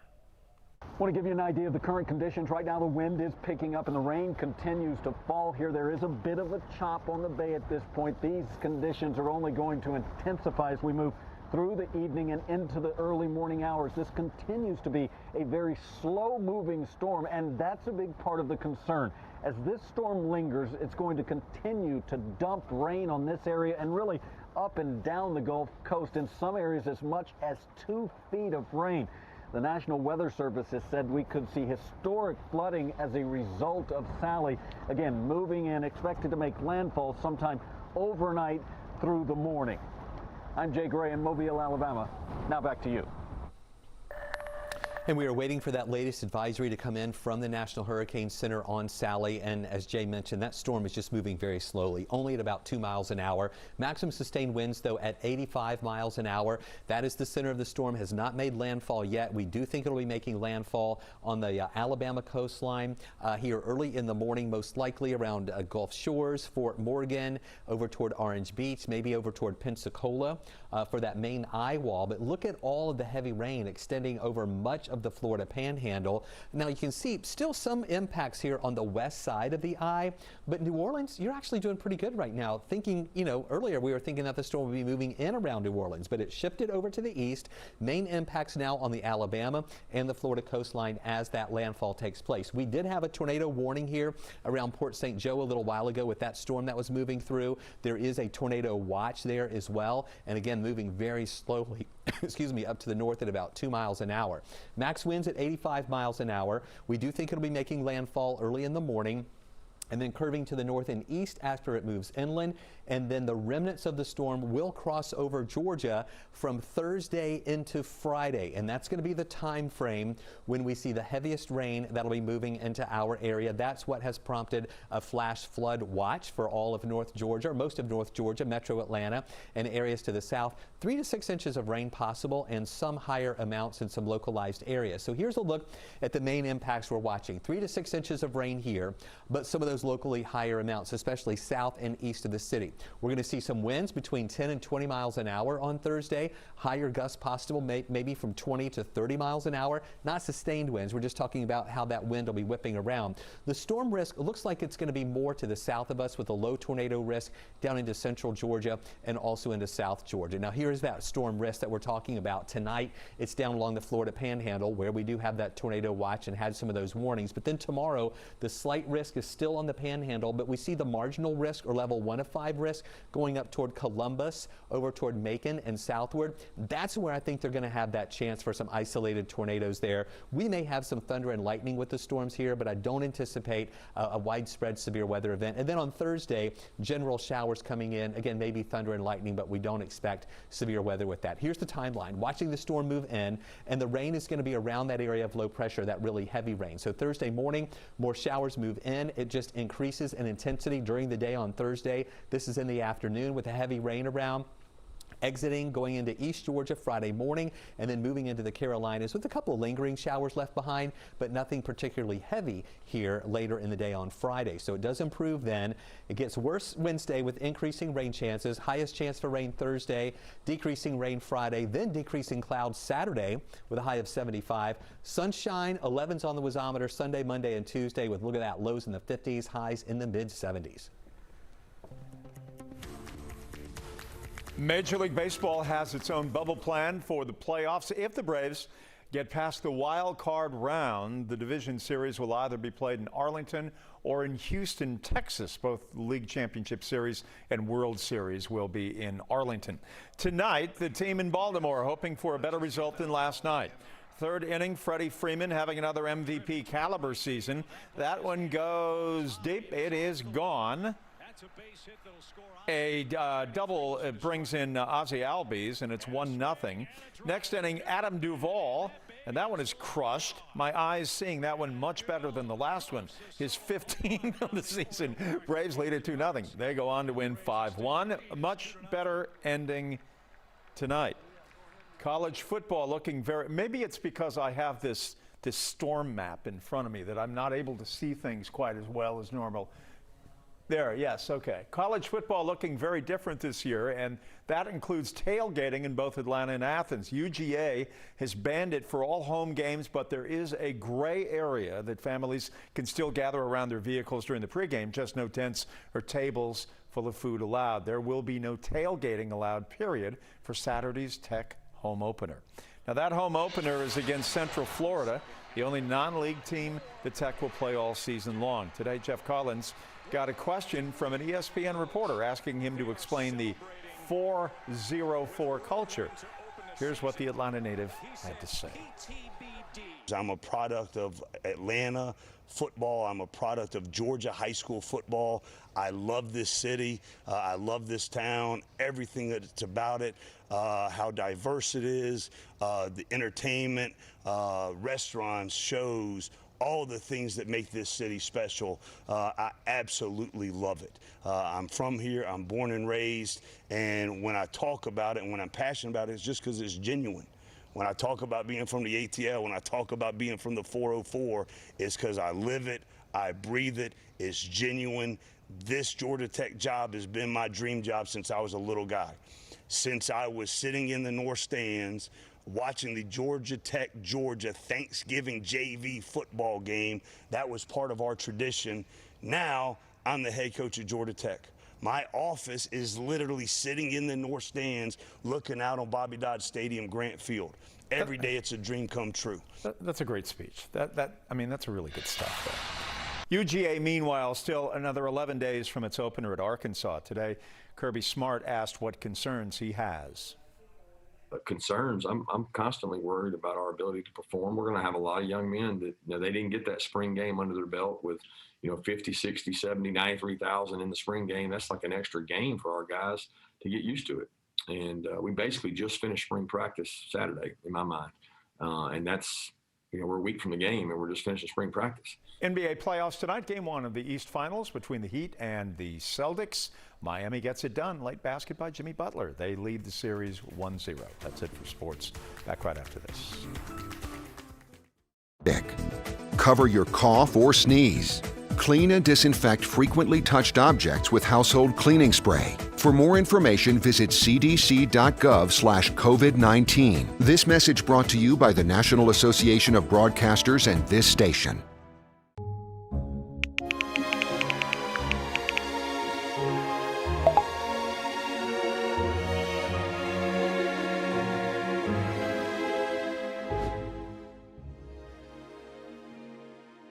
Today at noon on 11 Alive.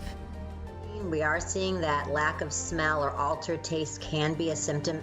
We answer your coronavirus-related medical questions.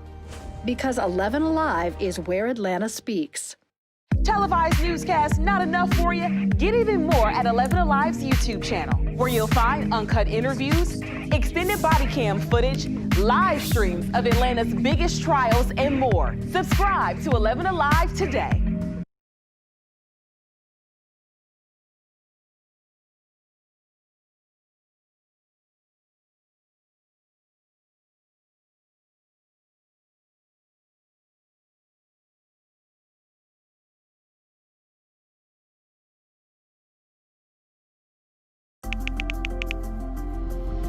Let's start with a viral message going around. Quote, vast majority of people who died had ibuprofen Advil in their system. This message is fake. We just bought 20 dust masks for $97. Are you doing this to help people or are you doing this to make money or both? Both.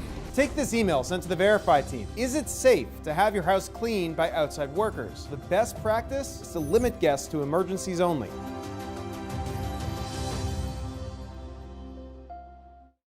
We know things are changing every day, but we're here with you.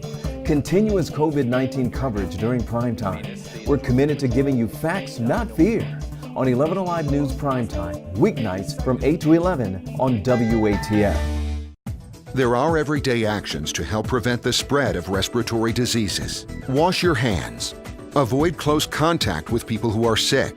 Avoid touching your eyes, nose, and mouth. Stay home when you are sick. Cover your cough or sneeze. Clean and disinfect frequently touched objects with household cleaning spray. For more information, visit cdc.gov/COVID-19. This message brought to you by the National Association of Broadcasters and this station.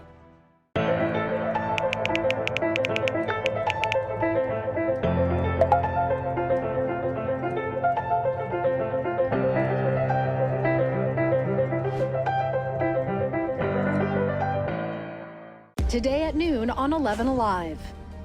We are seeing that lack of smell or altered taste can be a symptom.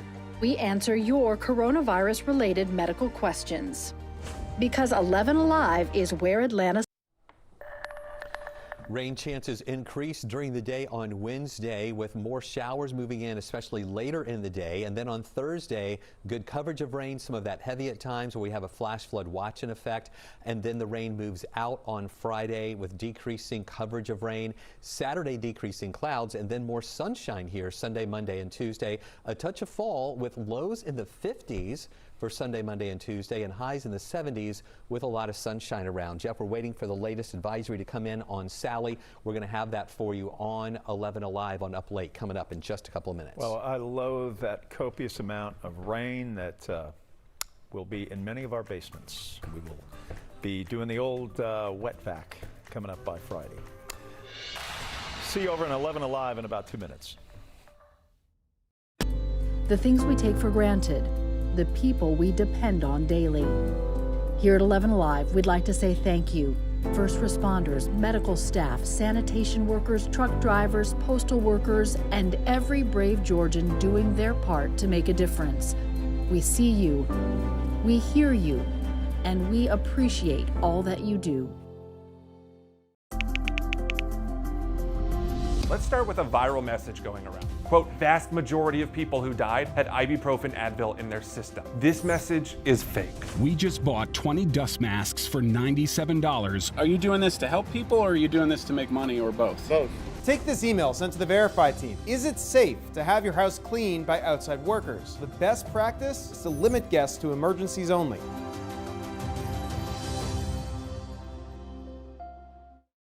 We know things are changing every day, but we're here with you.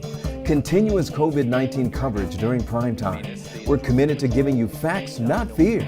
On 11 Alive News Primetime, weeknights from 8 to 11 on WATF. There are everyday actions to help prevent the spread of respiratory diseases. Wash your hands. Avoid close contact with people who are sick. Avoid touching your eyes, nose, and mouth. Stay home when you are sick. Cover your cough or sneeze. Clean and disinfect frequently touched objects with household cleaning spray. For more information, visit cdc.gov/COVID-19. This message brought to you by the National Association of Broadcasters and this station.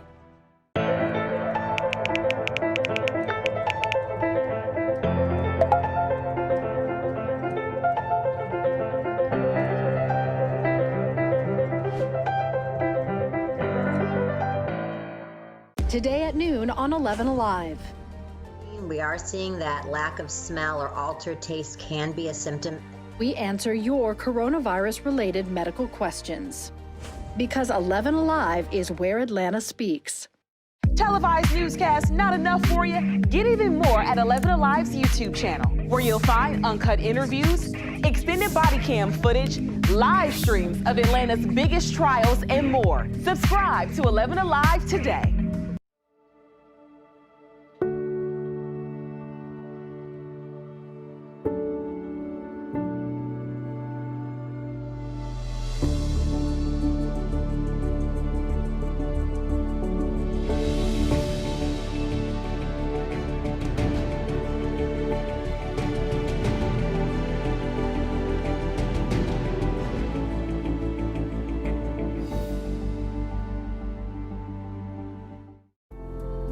In times of great uncertainty, some things become more clear.